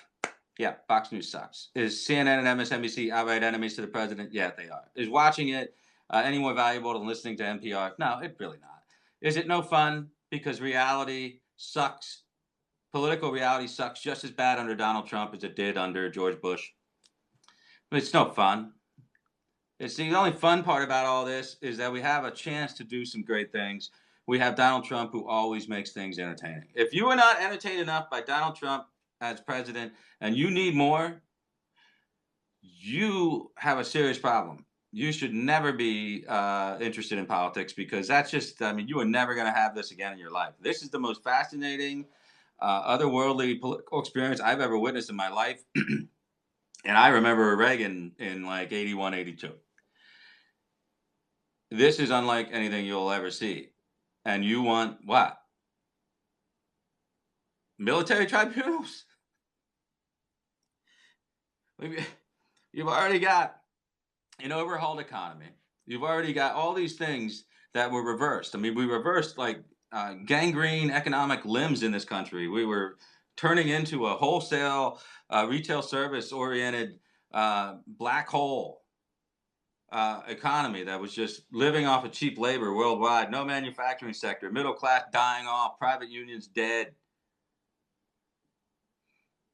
funneling in ag workers wherever we could freaking get them. Koch brothers running the show, Chamber running the show, living with Paul Ryans of the world, John Boehners. Now we get a shot. We got a shot. We're trying to build up back middle class. We've got guys who used to be in unions that now, miss those wages, love their guns, love their families, love their Bibles and the Constitution. And we got a chance to win these Rust Belt states again. We got a shot. We got a shot to do PA again. We got a shot to do Michigan. We got a shot to do Wisconsin. Right now, Bernie Sanders beats one-on-one, beats Donald Trump in Wisconsin. Right now, Wisconsin, since Walker's out, their new governor just signed a bill issuing driver's license to illegals in Wisconsin. That's how close the tipping point is on these states. Now, Ohio and Florida, I feel good about, but I don't fall asleep at night counting North Carolina or Georgia in our column yet. I mean, yeah, we're up a couple points, but what are you looking at? What are the rest of these people looking at? Well, if there's not mass arrest before 2020, I'm not voting for Trump. Oh, mass arrest. That's going to be our qualifier now? Mass arrest? Well, he hasn't suspended habeas corpus and rounded up people and threw them on buses and flown them to Gitmo and executed them yet. What are you talking about? You are either under-medicated or over-medicated or not medicated at all. If this is the standard bearer required for you to vote for Trump in 2020. He does not direct the Justice Department. He can barely call over there without it being front page news. Do you really think Trump is in any way organizing a mass roundup of anyone? The answer to that is no. No. No. No. No, he's not. And it would be completely inappropriate and unconstitutional for him to direct that type of activity out of the Department of Justice anyway. And, oh, by the way, we have perhaps the most serious-minded attorney general that we've had in, I don't even freaking know how many decades, who certainly would not pick up the phone and go, yes, Mr. President, round up Obama and Hillary Clinton. I am on it.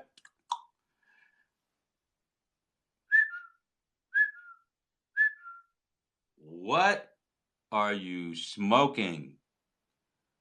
What are you smoking? Why do you even want that? What do you want them to declassify? What do you even want them to declassify?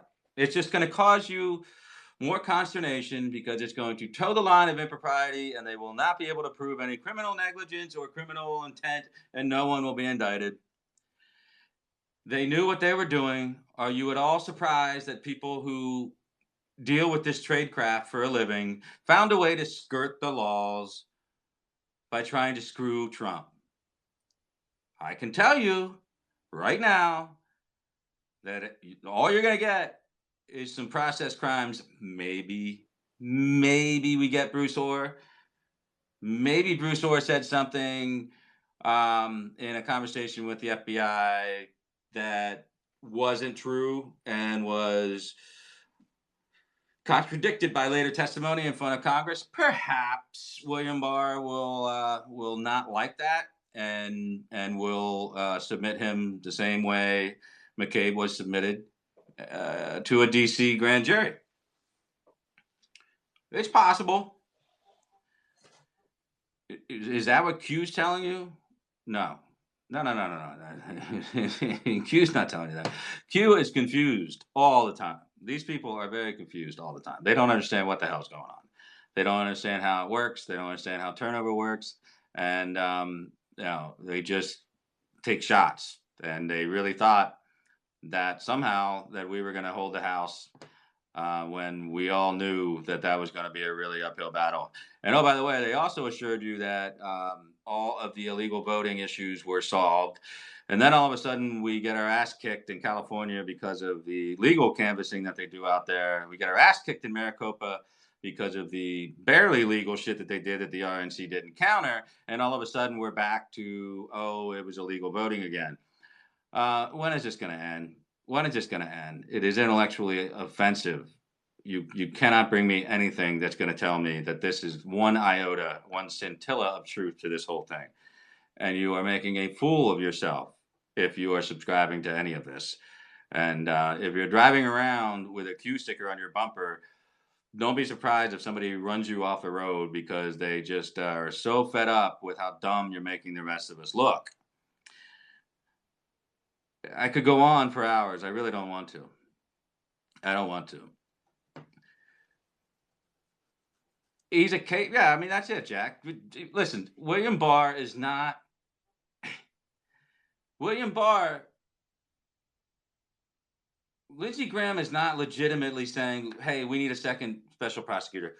Listen, saying we need a second special counsel to William Barr is the dumbest thing you could possibly say. Saying that to William Barr is like somebody saying, hey, Donald Trump, we're having salad tonight. That's it. We're just having a salad. It ain't going to fly. It's not going to fly. William Barr cannot stand political prosecutions. William Barr effectively kept the Iran-Contra thing from completely blowing up and where it probably should have blown up. But Barr will never direct a political prosecution. This is not who he is. It's not who he is. And it's not because his wife went to freaking Bible study with Robert Mueller. And there's no speculation about what's going to happen with the report because it's inside the DOJ regulations. Anybody can read what the DOJ regs are on special counsels. Since the sunset of the 99 special prosecutor law, it is right there. It is completely up to Barr what happens. He has to give an executive summary per se to the chairman in Congress. Beyond that, he can tell the White House to go stick a fork in an electrical socket if he wants to. William Barr is a very serious attorney. He is, without a doubt, the most serious appointment we made. William Barr is the most legitimate cabinet member that Trump put up. I don't think anybody is going to argue that. But I digress. The real problem here is a lingering malcontent part of the base that exists almost solely in social media that is unwittingly propagating un-American rhetoric. It is not healthy. It is not productive. So let's move past it. Some people are going to have to be, I don't want to say prosecuted, but they're going to be put under the investigatory review of several lettered alphabet agencies about anything and everything related to HN, which will grow into perhaps a review of this so-called Q phenomenon conspiracy. Somebody's going to find themselves in an uncomfortable, perhaps untenable legal position, particularly those who have attempted to profit from it and then shelter those funds in an untraditional, non-traditional fashion, according to the Department of Treasury or the Department of Justice Criminal Tax Division. That's life. I'm telling you right now, that's what's happening right now. The confluence of events that occurred in New York City and New Zealand, interspersed with 8chan being the focal point, shifts everything over into overdrive, and the feds are now interested in kind of pulling at the strings here a little bit. I believe there already is. I think, well, Jack, you already know how this is. Jack, if anybody who's ever worked for any agency, any contract agency, anywhere under the Department of Defense in any military branch, there's probably a security sweep that's been going underway for a while, just out of pure cautionary, reasons, nothing specific. And they will go through and they will find if they have any problems. They will run algorithms to find out anybody using particular code language or using something that would line up with what Q is doing. Very easy. They have reader programs that just go right through, and they can pinpoint all this shit. Any NSA, pocket pen jockey could do this review on a bulk of employees in a single week. I think it's gone beyond that, and that they will, from what I understand, the Secret Service is really intent on working with the social media platforms to identify certain accounts that could be problematic if they wish to be in the vicinity of the president at a public event, most likely one of his rallies. So we will have to indemnify politically the liability that comes with Q. But more importantly, we will have to literally protect the physical presence of the president around somebody who is willing to take up arms for what is tantamount to Russian propaganda on 8chan, which is just is dangerous. You don't want mentally unstable people in the vicinity of the president. And that's clearly something they're going to have to cross-file now. It's really tough to do with the anonymous nature of the social media platforms. They don't want to give out this information, and if the law enforcement comes around asking, they're going to. They're not going to need a court order or anything of that sort. Dealing with the 8chan fallout will be a little bit different. That's a very technocentric process, and I'm not really going to get into it because I don't really have that much knowledge on that. I'll leave it up to the people that are looking to do that. I just see the reticence of the average Trump supporter online to engage Q issues at all. Certainly, Jack can speak to it. I mean, I can speak to it. Ginger can speak to it. You can't get. It's a drastic drop of engagement when you attempt to draw any scrutiny about what this QAnon thing is about. When you try to just, point out the duplicitous nature of it and how it is often, the falsitudes are well outnumbering the circumstantial evidence of these proofs. When you try to point that stuff out, the engagement drops. The engagement drops to a pretty drastically low level, and it's consistent across the board. That's where it's at. The high engagement stuff on the Q side is on the left side. The left side feeds off of this shit. So we got to police our own, but policing our own is not easy.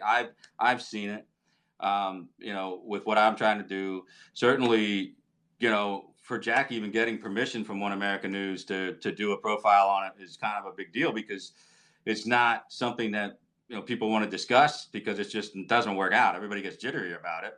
So to get a conservative outlet to do it, you see the blowback that occurred there, and then all of a sudden Jack is a paid Mossad disinformation agent, and then it all went back to Alex Jones again. So that's the one thing that they can't hit me on because I never did anything with Alex Jones, and I don't know anything about him, and I never watched it. But unfortunately, to fit in with their narrative, Jack had been on the program a few times with Alex Jones. So, and of course, Jack's relationship with Roger Stone. So, they just decided to write this whole thing off, just write it off, write off the whole report, write off everything that JB said, anything that DeFango might have said separately on the YouTube side, because that doesn't fly in the direction that they want to go. And when you have accounts that are just, smaller but bigger, medium-sized accounts like Ginger or myself, you see a drastic engagement fall when we discuss things related to Q. And it's because even the normies who would normally interact with us on tweets don't want to like it and don't want to retweet it because they're afraid that they're going to be identified and then attacked by the trolls of the Q army. And that is right out of L. Ron Hubbard's book, or books, if you want to read them all. But no, that's a playbook move in Scientology, is that if you are, confronted, you must work in a hive mentality, and you must surround the person literally and accuse them of having an ulterior motive, and accuse them of having something to hide. What are you hiding? And attempting to perhaps even dox them. You know, who do you work for? Who pays you? And so the average person who's not engaged in the Russian propaganda of Q doesn't want to even interact with a tweet that is basically making the point that it is anti-American propaganda that's being put out there, because they don't want to be identified. So that's problematic. Yeah, I mean, I don't know DeFango personally. I'm just telling you that, believe me, if you want to look into DeFango's profiles and you want to look into cicada stuff, you're going to be surprised about some of the stuff DeFango is saying is actually lining up with early Q stuff. So the different iterations of Q are so it's so oblique, and I can't even get into each one of them, and I hesitate to even bother, because I don't study the different, you know, stylistic changes and who took over here and who left there, and I don't even think anybody would watch that if even Jack were to do another report again about it, which I don't know why he'd even bother at this point, until somebody gets killed again. People don't want to. They don't want to follow the story. It's not interesting to them. The interesting part is that it just rounding up baby sacrificing pedophiles, Satanists. I find it hard to believe that we have grown, well-fed, ambulatory human beings in this country who could possibly believe any of this stuff. This is, I feel the same way. I mean, everybody feels the same way. I mean, getting into it is like getting into like a cold bath of feces. I mean, you think I like discussing the fact that there's anybody out there that buys this narrative? No, I don't. Do you think I like about 3,000 of these trolls attacking me, calling me or whatever a shill or a paid shill or whatever the hell it is? No, it's not something I do for fun, and but it's got to be done. It's got to be done, so I'll continue to do it, and that's what we do. That's what Ginger and that's what Glenn and I are going to continue to do. I hope some journalists out there like Douglas Stewart will stay on it. And I hope maybe if something happens again, makes it worth Jack's time, he can do it. I don't know. But I got to say, I truly believe that David Joseph Hayes, praying medic, has been on the radar of a lot of people. Now I believe David Hayes is on the radar of law enforcement. And I don't envy him at this moment. And I'm sure Twitter is doing more than a cursory content review of his stuff. And I believe that once you declare yourself a charitable ministry with tax deduction status by the IRS, that you're probably going to be having some uncomfortable conversations, particularly around this time of year.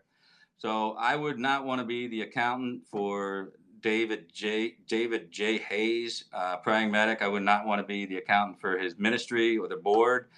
And frankly, like I said, I would advise anyone who has given money and then deducted it off their tax form as a charitable deduction, I would ask that they, out of self-preservation, write a letter to his ministry and request that money be returned.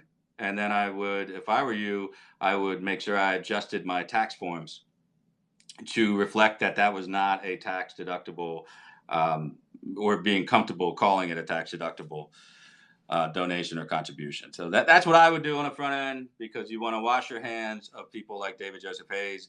And Google and DuckDuckGo or any search tool, and the name David Joseph Hayes in the state of Washington will reveal all you need to know about this individual.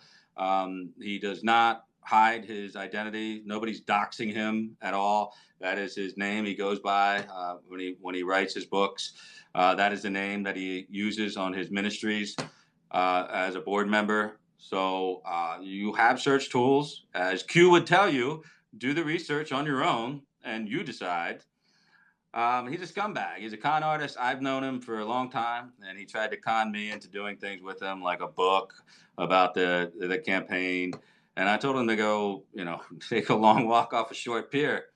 And then it wasn't long after that he decided to say I was the devil, and the devil took over my operations or whatever the hell it was.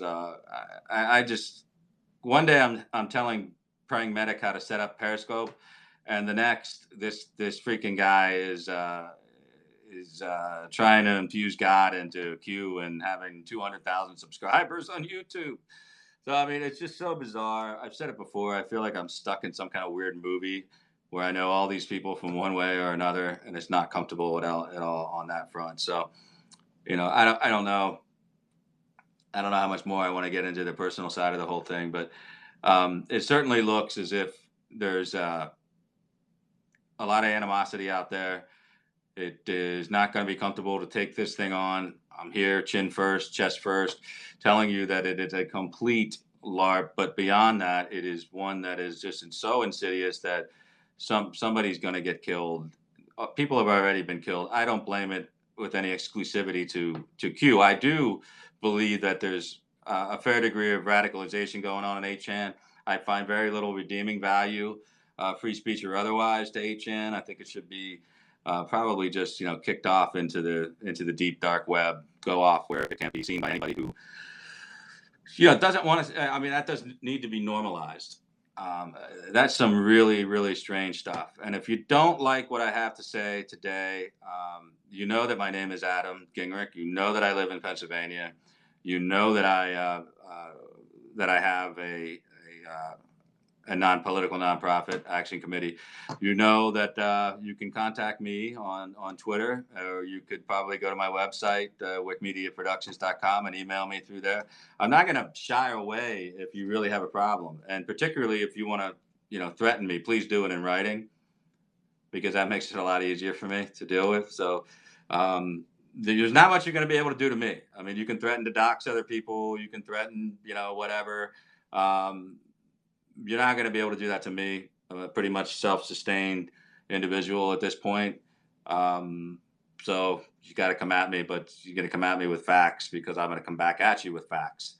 And that's all I want to talk about. I don't want to talk about anything else. I'm not here to, expand the political lexicon to include anything that's coming from QAnon. Okay. I just know that if there's any portion of the population in this country, particularly Republicans, who think that Q is related to a high-level operation close to the president, or even worse, that Q plus is the president, which is kind of funny. It's kind of funny.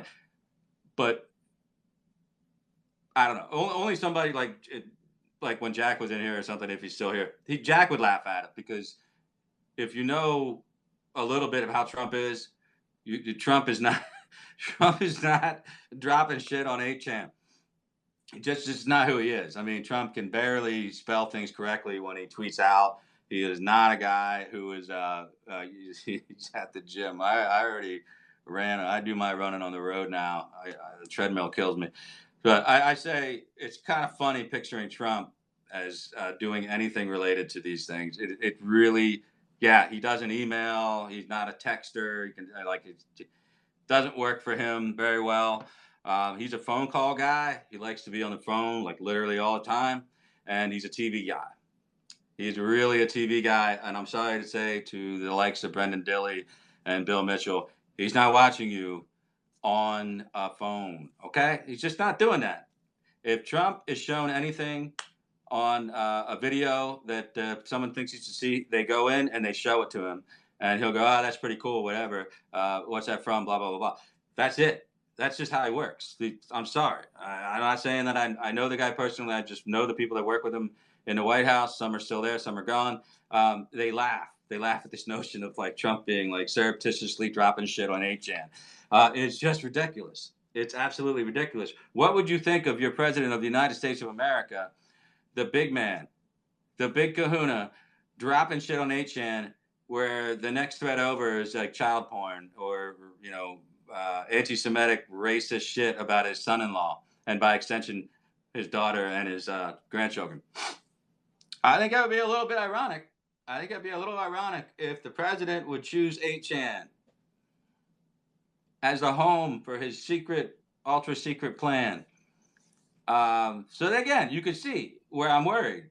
I'm worried that some people are under-medicated, some people are over-medicated, some people aren't medicated at all. That's a problem. That's a problem. You got to put all these things together to really get to the height of the absurdity of it all. I tend to just kind of come at it like a periodical every now and then, and I'll jump on every now and then and point out to a specific absurdity, and then I'll move on. But it's not until you put them in aggregate, like stacking blocks of stupid, to where you get to a period where there are a point where finally, some light bulb's going to go off in the average person who says, "Oh yeah, that's pretty stupid. I never thought about it that way." So you got to get out of your normal style of I think Twitter has just reshaped people's mind, rewired their brains. The synapses are screwed up, and they're just so locked into this because they fell in love with Donald Trump in 2015 and 16.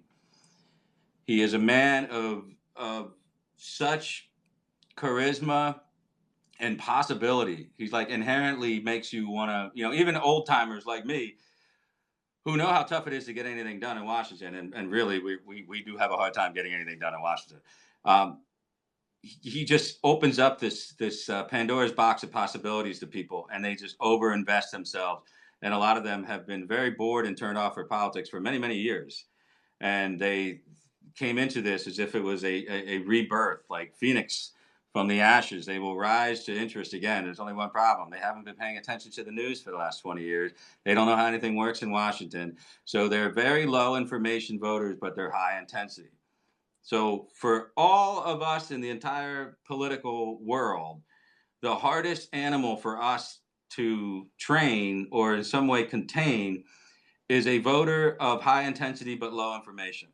It's very much like the overused herding cats metaphor, because they just go in a million different directions. Whatever shiny object is going, they're going to run after them, and that's our problem with Trump. Is Trump very much likes to move on from one issue to issue to issue. He doesn't get locked down too far on one thing because it's not going to get done fast enough for him. So he has to move on, to another issue.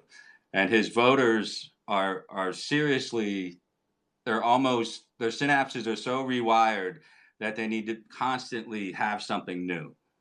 And that infusion of excitement often leaves credibility and requires a suspension of disbelief to come along on the ride. And, Trump, to his credit, has brought a lot of new voters into the fold, a lot of new energy from people that haven't voted in a while.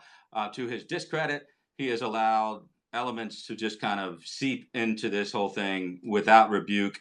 And we're paying for that because, the left is watching constantly for just crazy people saying crazy things like the Ann Vandersteels of the world, the Dillies of the world. And then you get into all the Q people. They're all con artists. And it makes it really hard to focus on the things that we should be focused on. I mean, I laugh because, you got good guys like Richard Barris, who, one of the smartest guys politically that I've talked to in a while, and I've talked to him from all over the country, and he's one of the smartest young guys that 10 years from now, I think he's actually going to be one of the bigger private polling guys, not just in the state of Florida, but I think in national politics. And he's sitting there on Twitter, and he's got the great website, you got People's Pundit Daily, and putting out some good content. You can't get traction.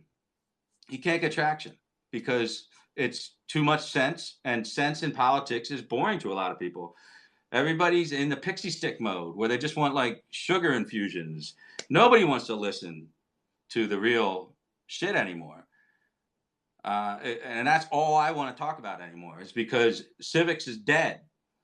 When I have to explain ad nauseum that Ann Coulter is lying to your face, directly to your face, about how Trump could have successfully done the wall under, this, or Breitbart and Ann and Horowitz telling you that a spending bill prohibition is going to somehow result in amnesty, which, that I explained to you, is ridiculous. You can't do that. It's a spending authorization. It sunsets and expires at the end of the fiscal year, and it doesn't change how the DHS can use existing monies to do whatever they want anyway. And everybody flips out and says it gives up amnesty, which is totally absurd. So I'm stuck explaining regular civics over and over and over again because all the dogs are running after the milk trucks. All the cats are running off to the shiny objects. And they're flipping out. So I do a scope 10 days ago saying, please don't flip out when the Senate decides to vote on the House bill that revokes the National Emergency Authority, because it's going to happen. We always knew it was going to be his veto, his first veto, his vintage veto. It's necessary. It's necessary. And then everybody flips out. And then nobody listens when I say it's not Rand Paul. Rand Paul's not going to kill it. Yeah, he's going to like have his moment in the sun as a libertarian. But this is really about protecting the guys that are up in 2020. It's really about protecting Susan Collins, Cory Gardner, Cornyn, and Tillis. And then other people will step up who are just elected or not up for another 2 years, like Pat Toomey and Mitt Romney, and people that really don't like President Trump and like to stick it in his eye every now and then. They get to do it. They're not going to overturn the veto. So settle the hell down. But I can say that, and then 5 days later, it's like I never said anything at all. And then it's just like, oh, can you explain why? And then and then I'm seeing all these tweets out there. Hey, these dirty dozen, we got to vote them all out. Oh, that's going to go well for us. That's going to go well for us. Yeah, let me get around to that in 2022. Let me see. Historically in Pennsylvania, I'm saddled with this piece of shit specter for all these years, and all of a sudden another turd comes down the line named Pat Toomey. Listen, I ain't flushing that turd. What the hell am I going to get in his place? Probably a Democrat. Don't come at me telling me we need to get rid of Pat Toomey. Just back up. Start thinking long term. I know you don't like Tom Tillis. I don't like Tom Tillis. Guess what? We ain't messing around in North Carolina. Nobody with a brain who's part of the reelection campaign feels like dicking around in North Carolina, because a lot of bad shit's going to happen if we don't do better than we did with Richard Burr. We need to be on the same page as much as we can with Tillis, and Tillis is an asshole. And we have a problem with some of the areas of young tech people coming in North Carolina. We got a problem, making sure everything works. We're not going to cause problems by freaking out on Twitter every 5 minutes. It was always going to be a veto. It was always going to go through the court system. It was never going to be for more than hopefully, 7 or 8 billion, but we'll see how it goes. But it's going to be an uphill battle. I don't know if we're going to win it, but I know it's going to take a while to get to the Supreme Court. So everybody just calm the hell down. Calm the hell down when you read the stupid articles about Colorado as the latest state circumventing the Electoral College and going to a popular vote. That is so stupid. The only states that have done that, that's how they got to their 180 vote electoral vote level, is because they joined what? The states, New Jersey, New York, Illinois, California. Basically, Democrat states. What Republican legislature and governor is going to take a 12 gauge, load it with buckshot, and blow their feet off by voting for the National Popular Vote Bill? Well, it's not going to happen. So everybody take it down a level. Take it down a level. Let's focus on issues that we need to win. And thanks to the Bannon crank-up machines at Breitbart and Ann Coulter, we can't seem to focus on how ridiculously bad the Democrats really are. The Democrats are historically bad right now. Politically, they are historically bad. They are in places that I could not imagine we would shove them, into corners that I could never imagine they'd paint themselves in. And there they are. There they are. They are stuck in places that I would not recommend any political person ever do in their lifetime. And there they are by their own volition. And we're talking about the dirty dozen that voted for the revocation bill that we knew we were going to veto anyway. Nope, we're attacking. We're attacking. We're attacking.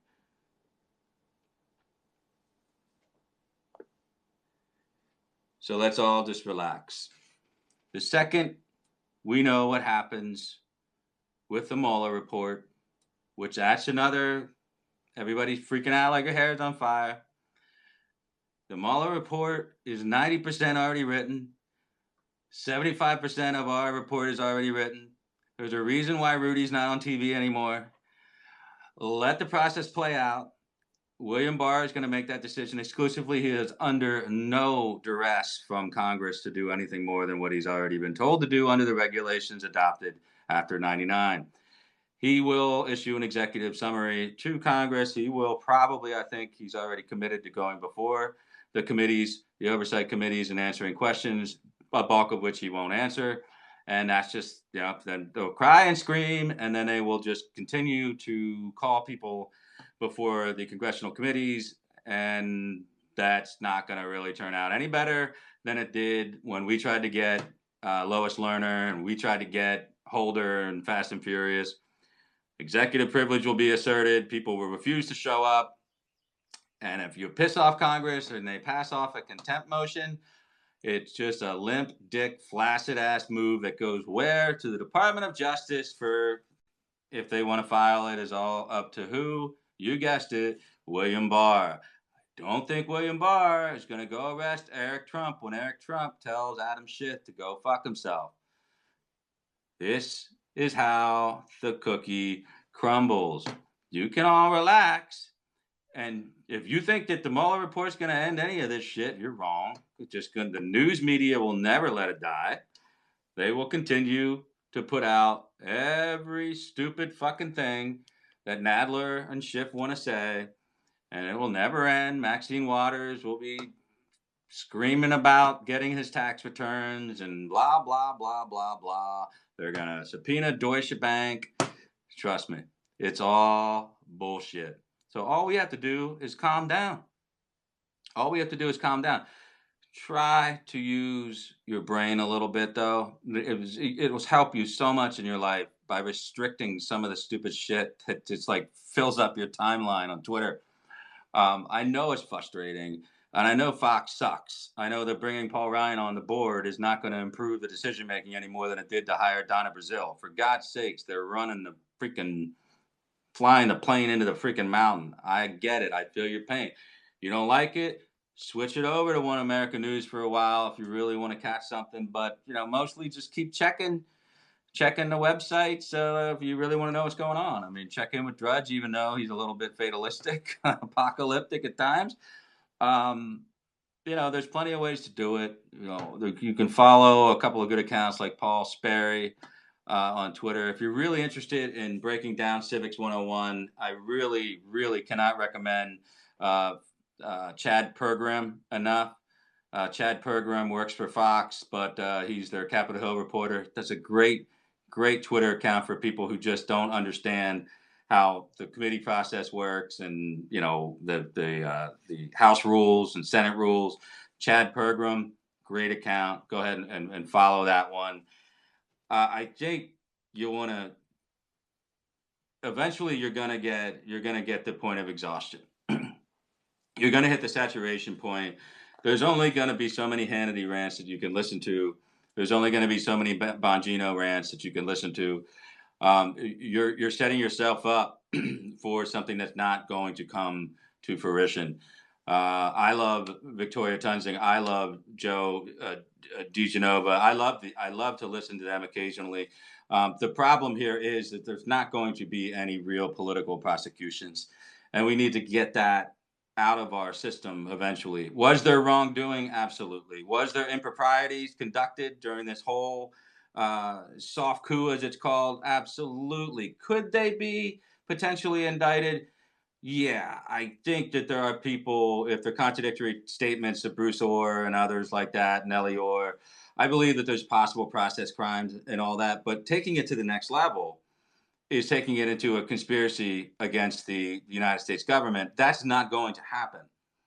William Barr is not going to take any existing or prior member of the 6th or 7th floor. Nobody on main justice executive levels will be prosecuted because you're throwing out the baby with the bathwater there. They're going to repudiate. They're going to strongly condemn in the forthcoming Horowitz report, which Barr will take. Barr will take the Horowitz report whenever that freaking thing comes out after the Mueller report, and he will strongly condemn, at best, he may decide to attempt to prosecute, submit to the U.S. Attorney in D.C., Peter Strzok, Lisa Page, Bruce Orr, or somebody of that nature, including Baker, who I believe gave contradictory statements as well. These are all lack of candor or 1001 process crimes. There is not going to be any treason trials here. There isn't going to be. I know what you think it is. I feel your pain. I know you want there to be some real bloodletting on this front, because what they did was not only illegal in the spirit of the law and seditious, really. Um, it took away a fundamental feeling of honesty and truth that we had hoped to have in our federal law enforcement agencies. I feel your pain. William Barr is the guy to get all your pistons firing on everything that needs to be done for your administration to achieve its objectives. William Barr is the wrong guy. Wrong guy if you are planning mass declassifications, if you're planning on exposing all of this stuff. And frankly, if you're Donald Trump, how much of this stuff do you want? I mean, you've already taken it in a flank with McCabe and Rosenstein and their own accounts of talking about the 25th Amendment, which is like the most extreme step we can take, discussing the mental acuity of a president who's sitting in office. It's pretty drastic shit. And then you got, Comey over there saying, I legitimately thought that he could be a Russian agent. It's out of this world. It doesn't make any sense anymore. So do you want to relitigate all this?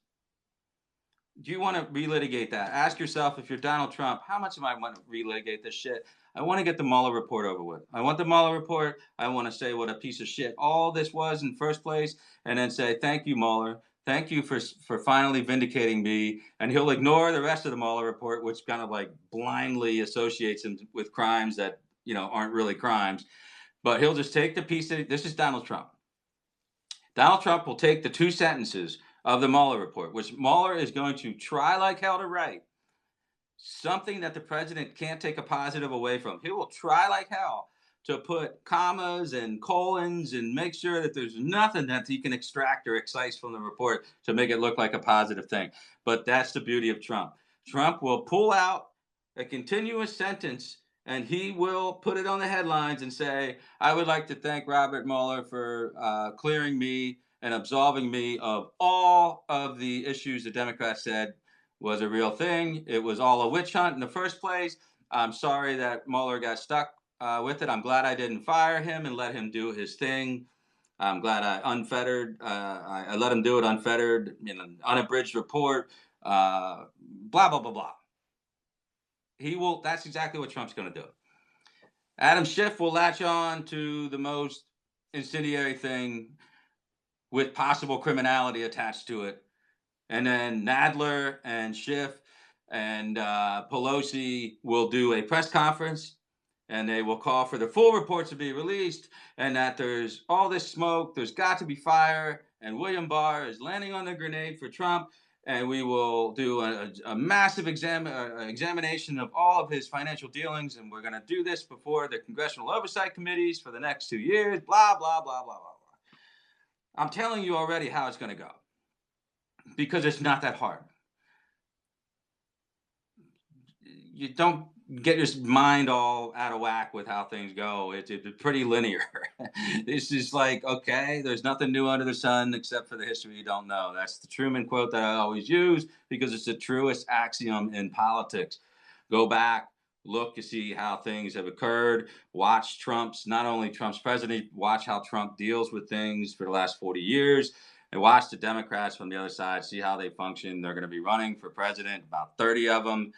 This isn't going away. There will be no absolution, and there will be no indictment of the president inside the Mueller report. It will be more consternation for everybody involved, including the American public. So if we could get past all that, that'd be great. The declassification you are requesting is essentially relitigating things that Trump would rather not have to go through. because it is not going to result in the prosecution of anybody involved. And I want to say that I've read through the horrifyingly arcane FISA statutes, the authorizing statute, the renewals statutes, including last year. Nothing that has occurred to the extent of our knowledge, and even if I wanted to add a layer of impropriety, could be tantamount to illegality. Nothing could get to Obama that is even conceivable at this point. There will be no Susan Rice indictments for illegally uncovering anyone inside the Trump campaign. The looseness, the vagaries, if you will, inside that statute is such where you really don't need a lot as far as the FISA stuff's concerned. But the unmasking stuff is even more. That's even more loosey goosey shit. I mean,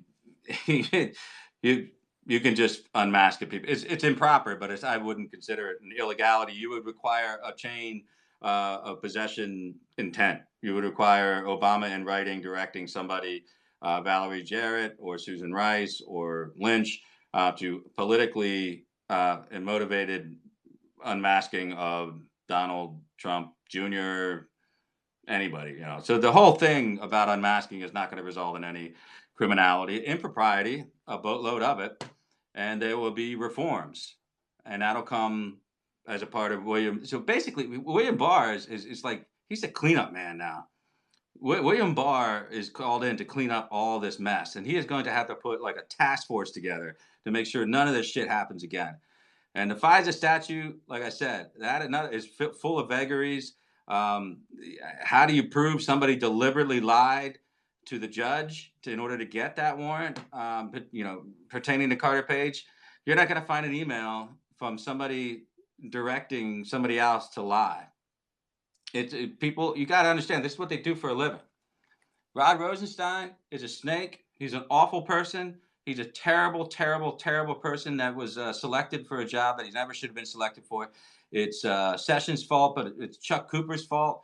I think we all accept that it was a really bad move, but you're not going to be seeing Rod Rosenstein recommended for prosecution because it'd be so inflammatory that Bill Barr will not be able to settle down the DOJ, and Main Justice will just be on fire.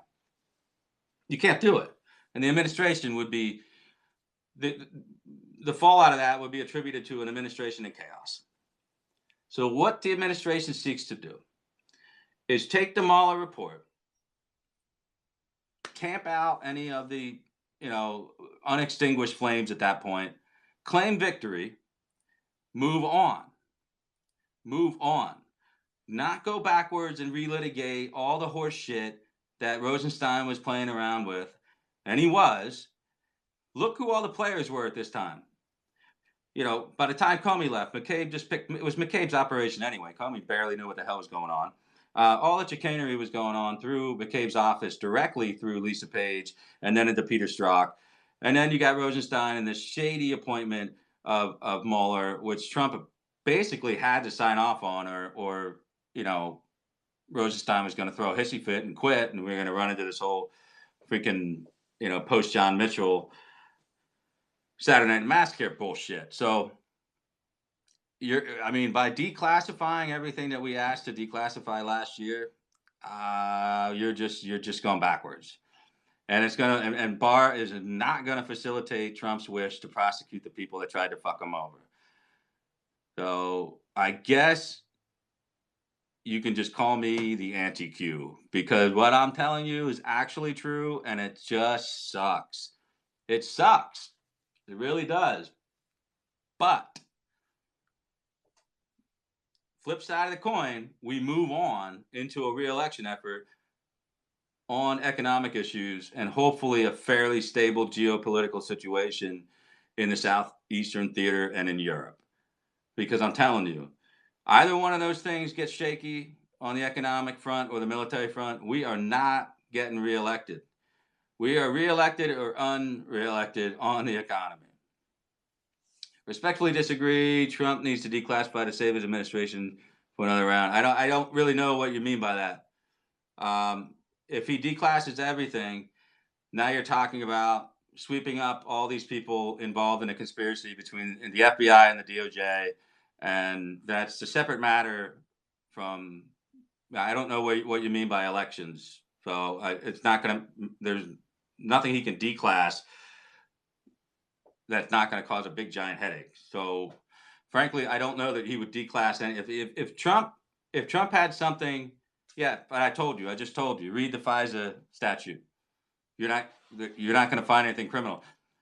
Not telling a judge, not omitting something from a FISA application is not a criminal act. Not telling a judge that the Steele dossier was unverified, not telling a judge that there were media accounts cited in the application that were circular because they were based by the FBI, planted off of the dossier, is not a crime. FISA is written as such where it is Rand Paul's worst nightmare. It is ultimate authority. And no, you're wrong. You're absolutely wrong. No, it's not perjury.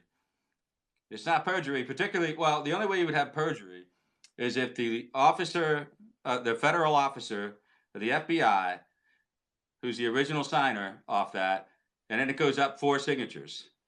So then he would have to go up into Rod Rosenstein's office and say, here it is, Rod. This is all based off the Steele dossier. It's a renewal, which means it was already in place before Rosenstein was there. Rod Rosenstein would have to question the 3 signatures and the people underneath them and basically assume that they were lying. He doesn't want to know that. I can tell you how it is in government. It's called plausible deniability. You're not getting Rod Rosenstein on criminal intent.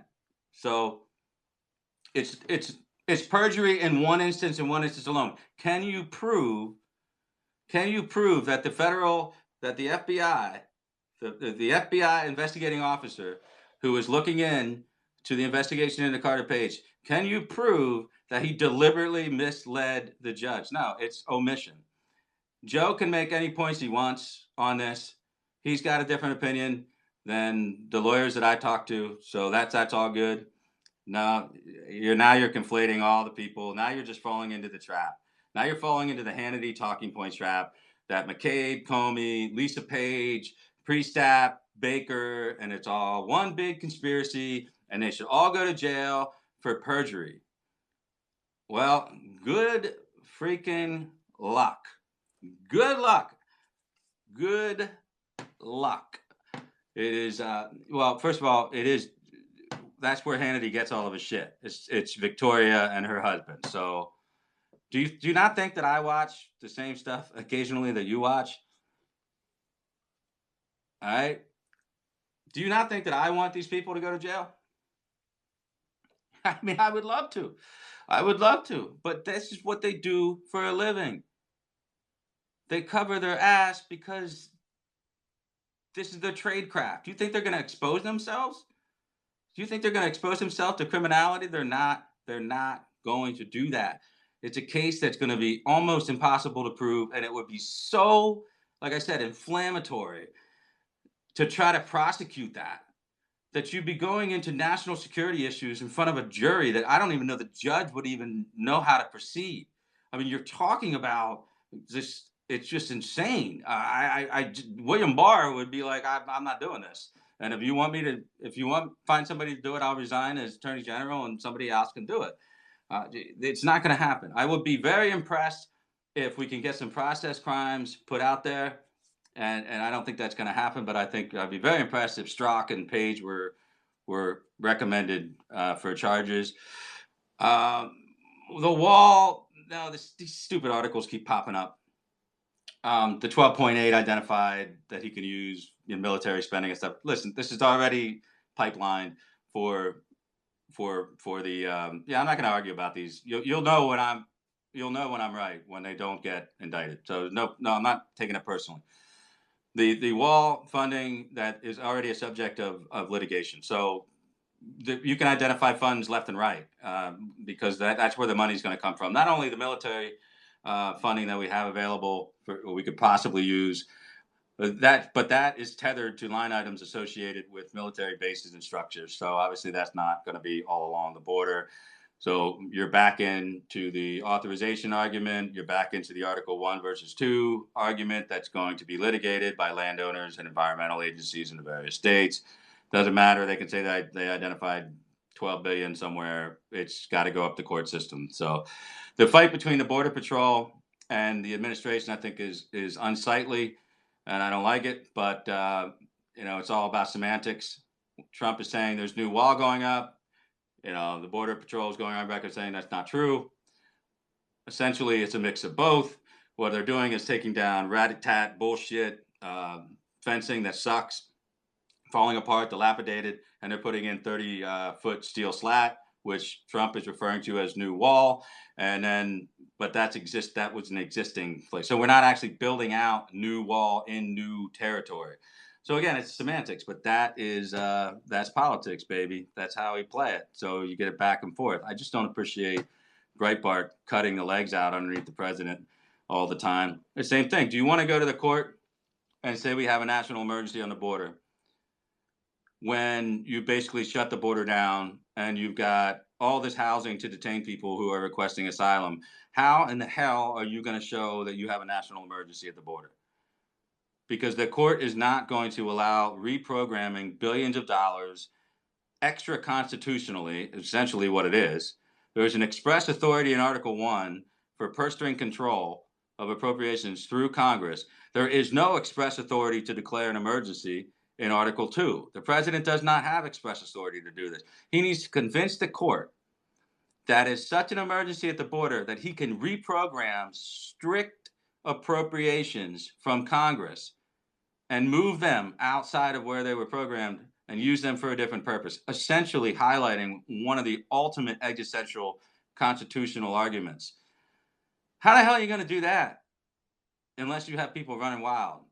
So it's a short-term loss for a long-term gain. So you got to go into court and explain to the judge, on your way to the Supreme Court, but you've got to explain to 3 judges in the 9th that, look at this, we can't control it. We got 1 million people backlogged.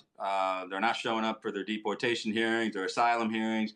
We're out of beds at the border. We can't hold them long enough. We're doing catch and release everywhere. We got 50,000 people in 1 month crossing the border, both at the entrance, legitimate entrance, port of entry, and then over where there's no fence, or swimming across the Rio Grande. Look at all the drugs. Look at all the drugs we've confiscated. Look at all the drug deaths that have occurred. The rapes, the sexual assaults. It's a humanitarian crisis. It's spilling over into America.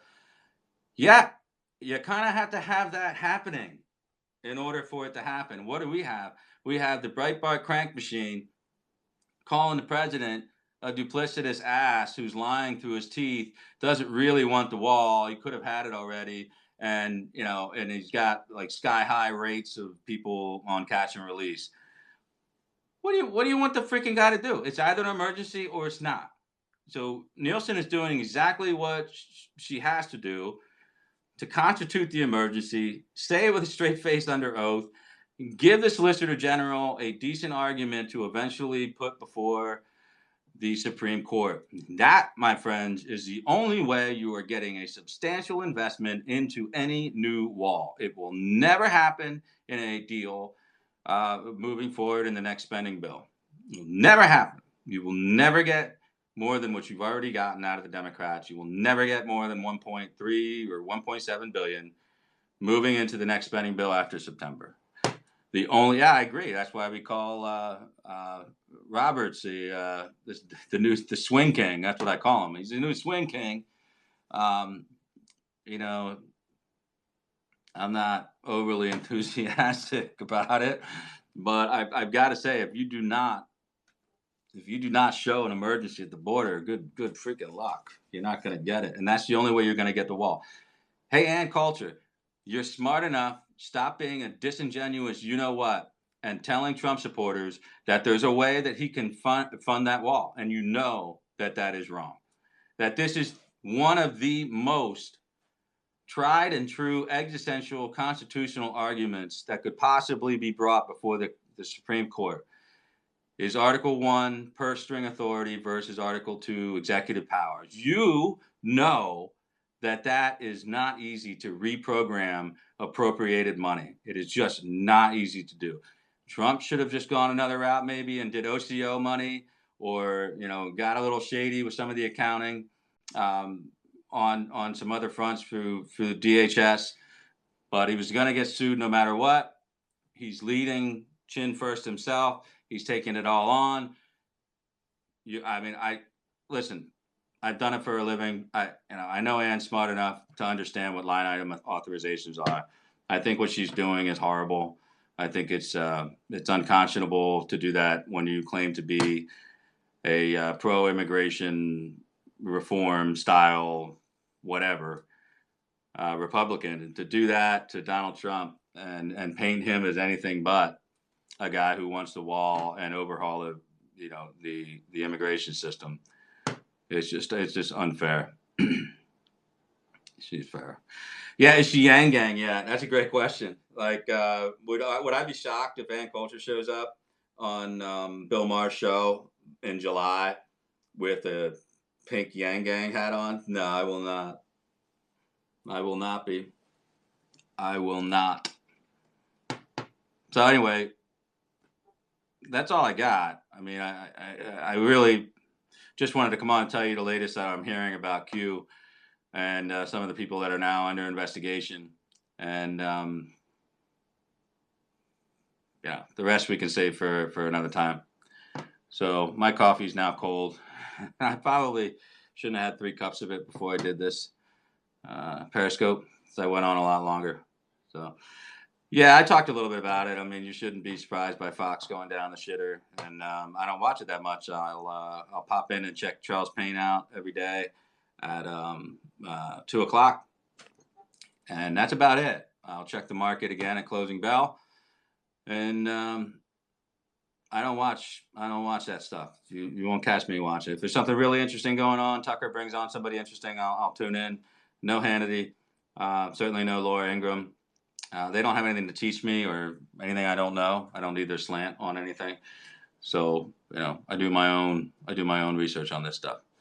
So, yeah, it is kind of ironic that the people that are promising all the indictments will probably get indicted themselves. And I think that's just desserts for screwing around with something as sacrosanct as the American democracy and the U.S. Constitution, and trying to monetize Russian propaganda and use it in Trump's name. Disgusting. You will have no safe harbor and no quarter here, my friend. I will not give it. I will shed no tear when 8chan goes on the scrap pile. Find another place. Throw out your Jew jokes and your kiddie porn. So, anyway, that's all I've got. Let's, I'm sure. I didn't even look at, I got to go check out the markets, but I'm sure it's the same.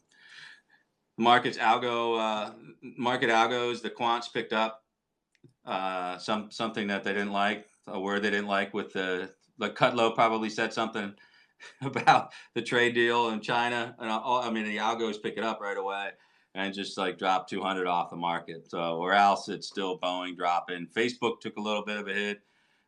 Google on some European ruling, at least on Facebook. So I don't know. I'll check it out. We'll do that and do that. I don't know what you're talking about. That scratches the video today. That is a joke. I don't know what you're talking about. So the scope will be up until the end of the day, and then it moves over to MAGA Coalition YouTube channel. So yeah. Yeah, the trade talks are going to go up and down and up and down and up and down and up and down. And frankly, I've told you before, I don't want to get the trade deal with China done too early, because that's going to probably hinder the expansion capabilities of the quarters next year that we need. We got the second quarter 3 number we need. We absolutely need to be going into the summer with a 3% growth. That's absolutely necessary. So if it takes a little bit, I'm all right with that. Focus on reelection. Focus on reelection. Thank you. You should say that like a mantra every day. Every scope you go into, just say that. Focus on reelection. So I appreciate you guys. I'll catch you on the flip side pretty soon.